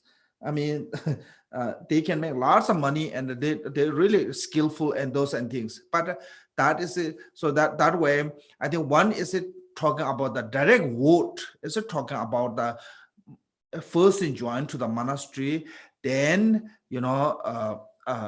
resigning to the monastery life, talking about that one. But another one is indirectly is even you not resign from the monastery life, but you live like a lay people. own the property, own the material, all those things that you can attach. So you don't have a renunciation anymore because there are so many ways to attach. So that is same as a butterfly is jumping on the limb, because we create more and more misery or more cause to create the negative karma. So I think we own more property and things, or creating more negative based on those. So if we own nothing, there's no attachment. There's no attachment, there's no jealousy, no hatred, or those all is not going to come. Because the more you own something, there's increasing other emotions. When you like something, that is called the attachment. From that attachment too, then all other emotion will come with you. So the reason of renunciation is have to renounce from the all those everything that is causing to the attach, not just only getting married. But sometimes these days people think that as long as you not get married, you are good monk. But I don't know that one.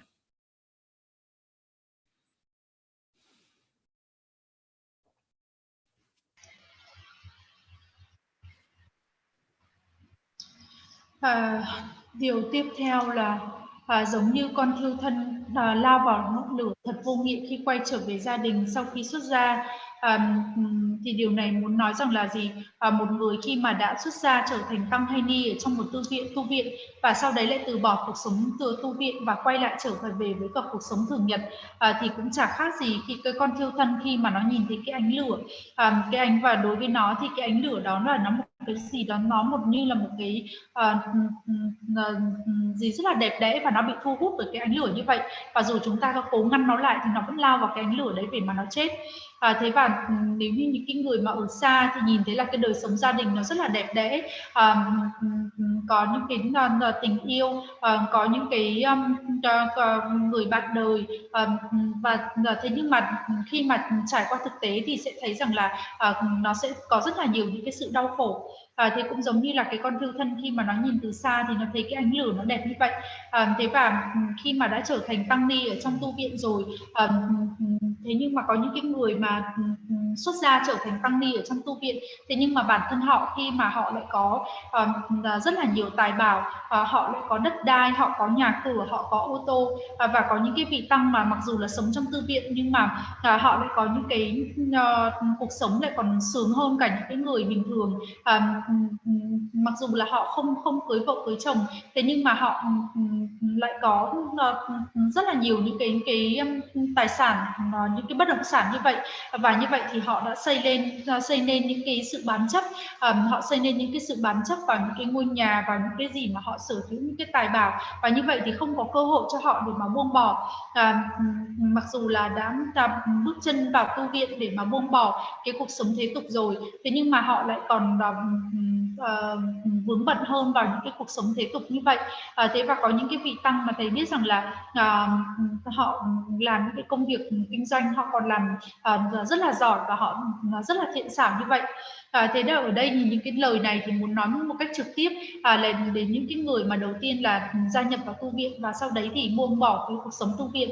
Thứ hai là những cái người mà mặc dù là họ không buông bỏ những cái cuộc sống tu viện, sống trong tu viện nhưng mà lại sống như những cái người thế tục, họ sở hữu nhà cửa, đất đai và sở hữu những cái bất động sản, và rất là nhiều thứ để mà bám chấp vào, và càng có những cái thứ để mà bám chấp vào thì sẽ có rất nhiều những cái sự tình tiêu cực, rất nhiều những cái sự khổ đau tới, và như vậy thì sẽ tạo ra những cái nghiệp tiêu cực. Càng mà có nhiều những cái bất động sản, càng có nhiều những cái ô tô, những cái nhà cửa như vậy thì càng tạo ra thêm những cái tiêu cực, và vì những cái sự bám chấp mình vào những cái đồ sở hữu như vậy thì cho nên là dần dần rồi thì ghen tị, rồi thì những cái xúc tình tiêu cực khác nó nảy sinh.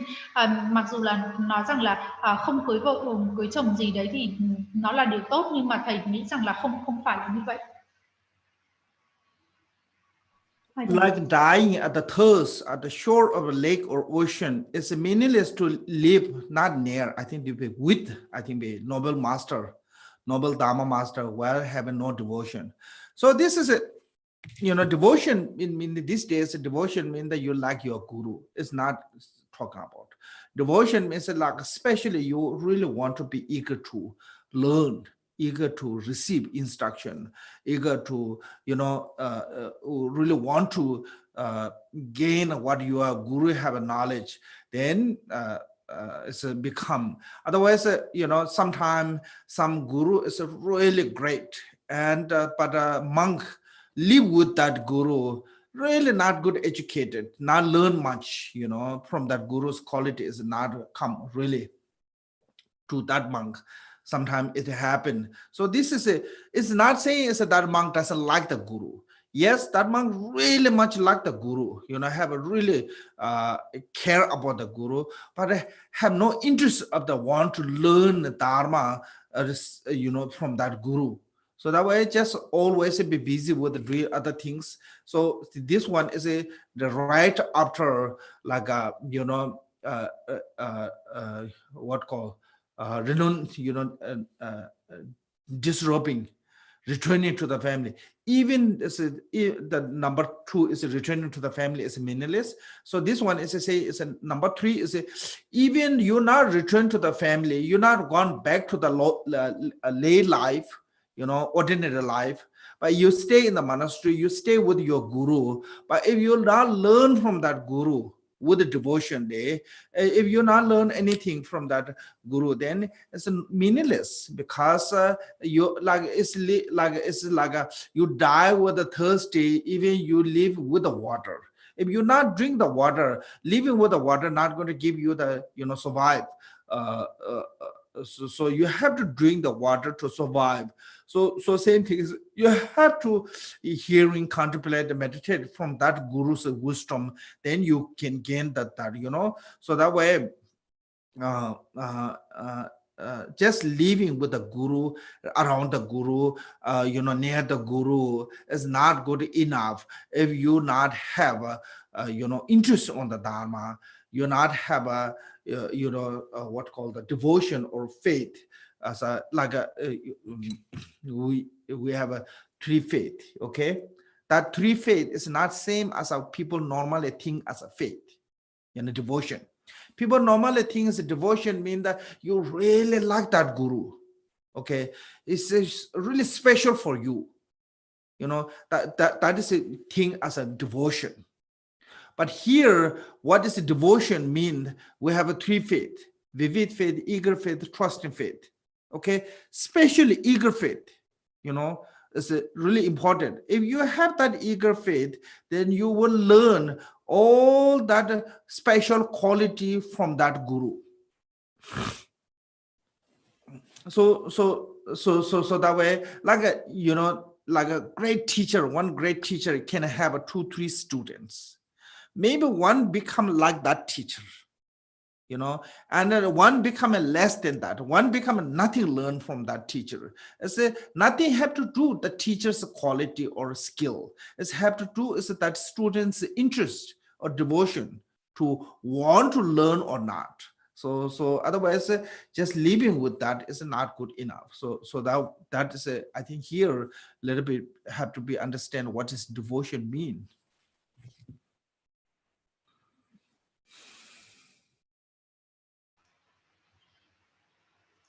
Tiếp theo là đến điều thứ 3, giống như chết khát bên hồ nước, thật vô nghĩa khi sống gần vị đạo sư cao thượng mà không có niềm tin.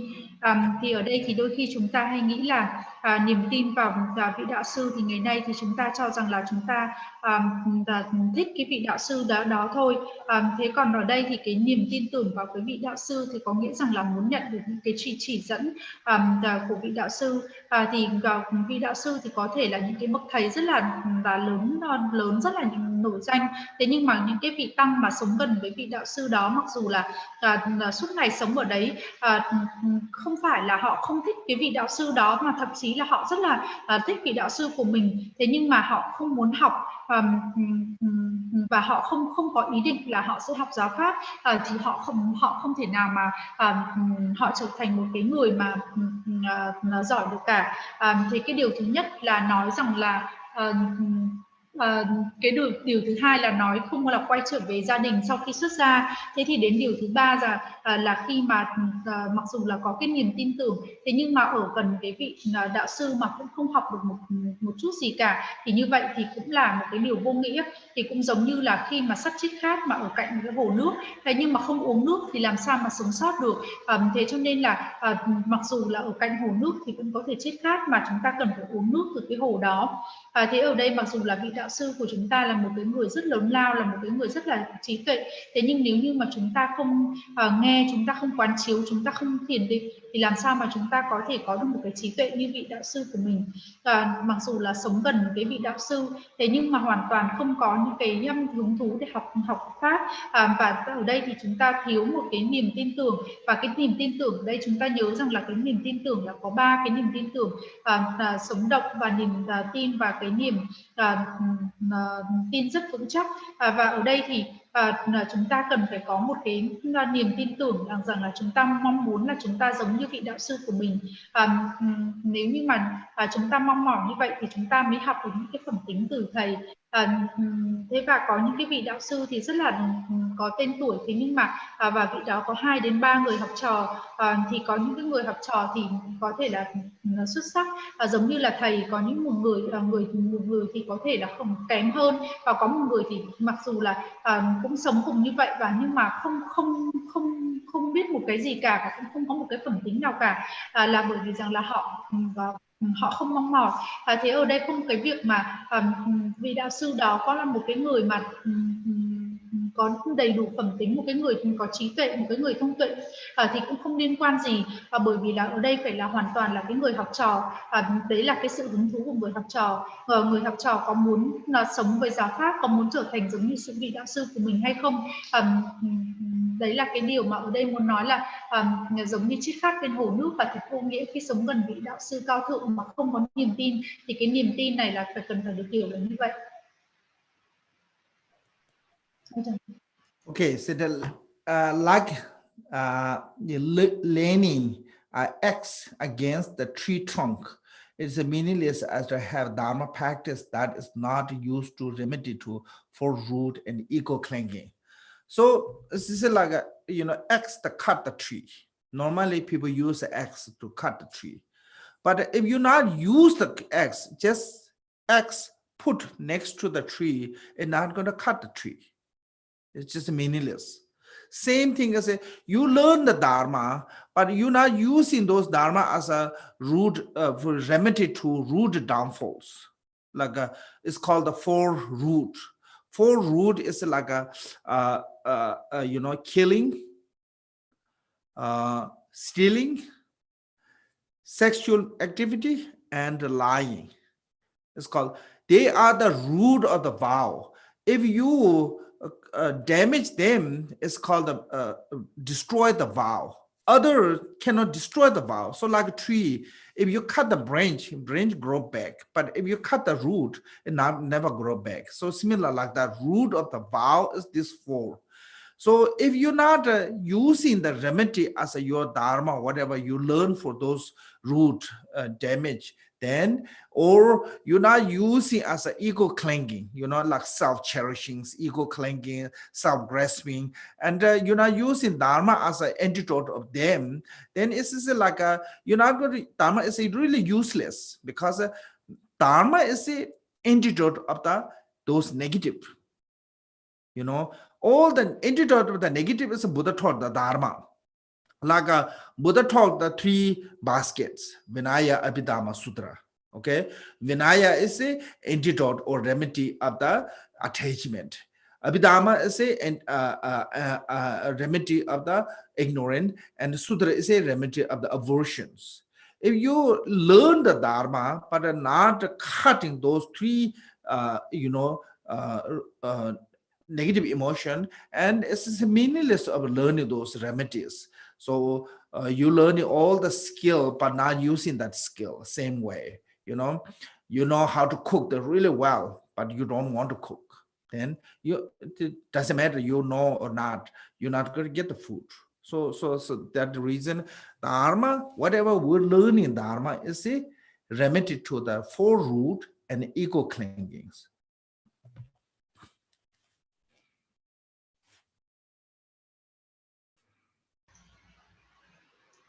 Tiếp theo là đến điều số 4. Giống như một cái rìu dựa vào thân cây, thật vô nghĩa khi có thực hành giáo pháp mà không dùng đối trị với 4 căn và chấp ngã.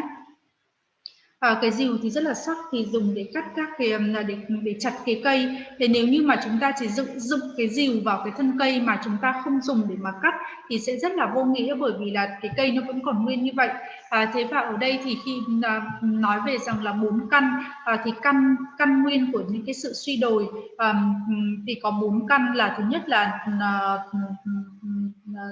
giết, thứ hai là trộm cắp, thứ ba là hành vi tình dục, và thứ tư là nói dối.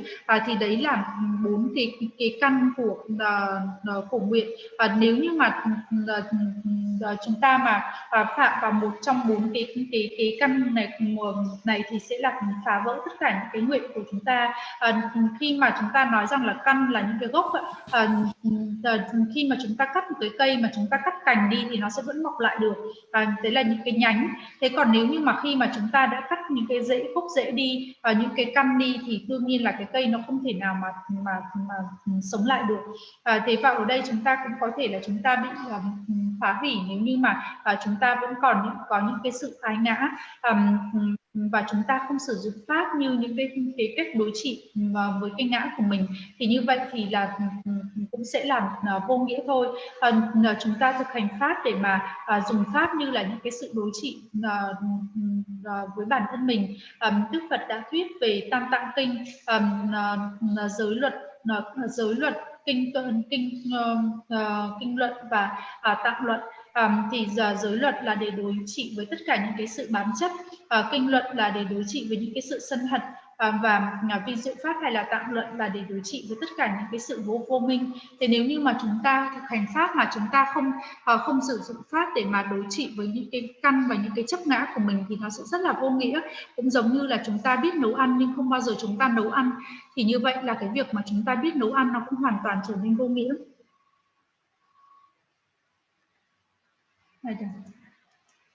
Okay. Then 51 said, the likes the sick person is holding the bag of the medicine. It is meaningless to having heard oral instruction that doesn't remedy disturbing emotions. So when we come to the counting how many teaching we receive, then we have a long list of teaching what we receive, especially those oral instruction. I receive Mahamudra from such and such guru, I receive Dzogchen from such and such guru. I will put the lists, they are so long, our lists. But when we look at how much we use them, remedy our emotion, negative emotion, disturbing emotion, mean the anger, hatred, jealousy, those kind of emotions, nothing is a change. So lots of people do a retreat, but nothing changed personal. Lots of people learn so many dharma, but nothing changed. So this is the same as not opening the bag, not taking the medicine. Then it's meaningless. No matter how much you receive, it's not going to be any kind of benefit gain for you as long as you not use them. So that reason have to be whatever we receive. In the Tibetan, we normally said sign of a well-learned Teda Shishidua mean the peaceful.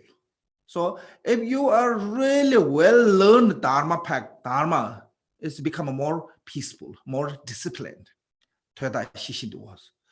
And the sign of a meditation, if you've done lots of meditation, and is less afflicted emotion or disturbing emotions. So that is the main point.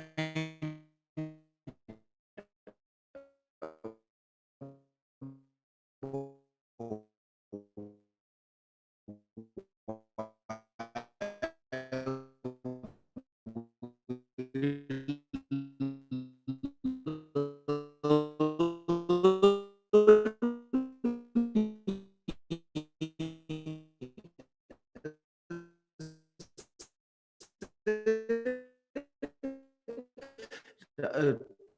way we learn how to, learn what should we do, what shouldn't we do.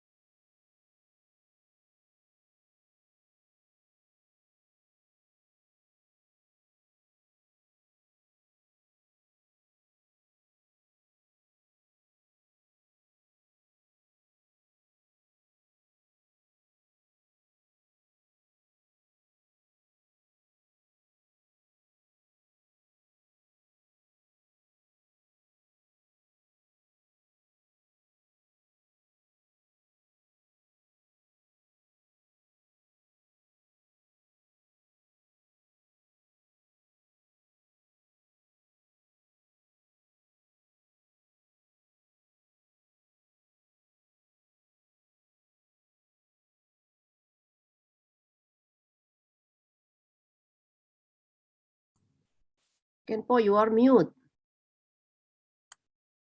Oh, sorry. Hello, Ms. Tao. I think I think we'll stop here because I have really bad weather, kind of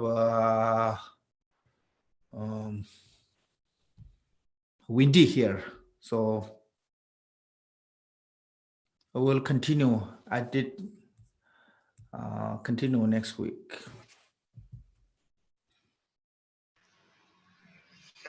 I won't translate what I get. Yes. Giống như một người ốm giữ túi thuốc thật vô nghĩa khi nghe chỉ dẫn khẩu truyền mà không đối trị với xúc tình xáo động. Thì ở đây chúng ta có nhận bao nhiêu những cái thuyết giảng. Có những người thì có một cái danh sách những cái truyền giảng mà họ được nhận rất là dài, Mahamudra, Dzogchen vân vân. Thế nhưng mà thực tế thì bao nhiêu những cái thuyết giảng này chúng ta được đem vào sử dụng đối trị với những cảm xúc tình tiêu cực của chúng ta. Khi mà chúng ta nhìn nhận lại và chúng ta thấy rằng là mình không có gì thay đổi cả. Có những người thì nhập thất không biết khoảng bao nhiêu lâu vẫn không có gì thay đổi. Có những người thì thực hành rất nhiều nhưng mà cũng không thể có một cái gì thay đổi cả. Thì như vậy thì không có chút lợi lạc nào từ cái việc chúng ta thực hành cả. Những cái dấu hiệu mà khi mà chúng ta thực hành tốt đó là cái sự yên bình. Dấu hiệu của cái việc thiền tốt đó là khi mà chúng ta có những cái xúc tình tiêu cực, những cái xúc tình tiêu cực của chúng ta giảm đi, và đấy là cái điều chỉnh yếu. I finish. Okay, so we stop here because the internet also not good and also time is there. So thank you so much. Chanchu sem cho rembo che ma je ba nai je ju je ba nyam ba mem ba con e con do be wa jo da da con da dan je tu son do sa ba da ye be je wa za wa de da da sen je da nyun do la na me ba yan da ba za we chan jo ren bo je to ba jo je she je ko se kun je ju je den den la wa da de kon ba je ba je den ba sit she do tu sa kon be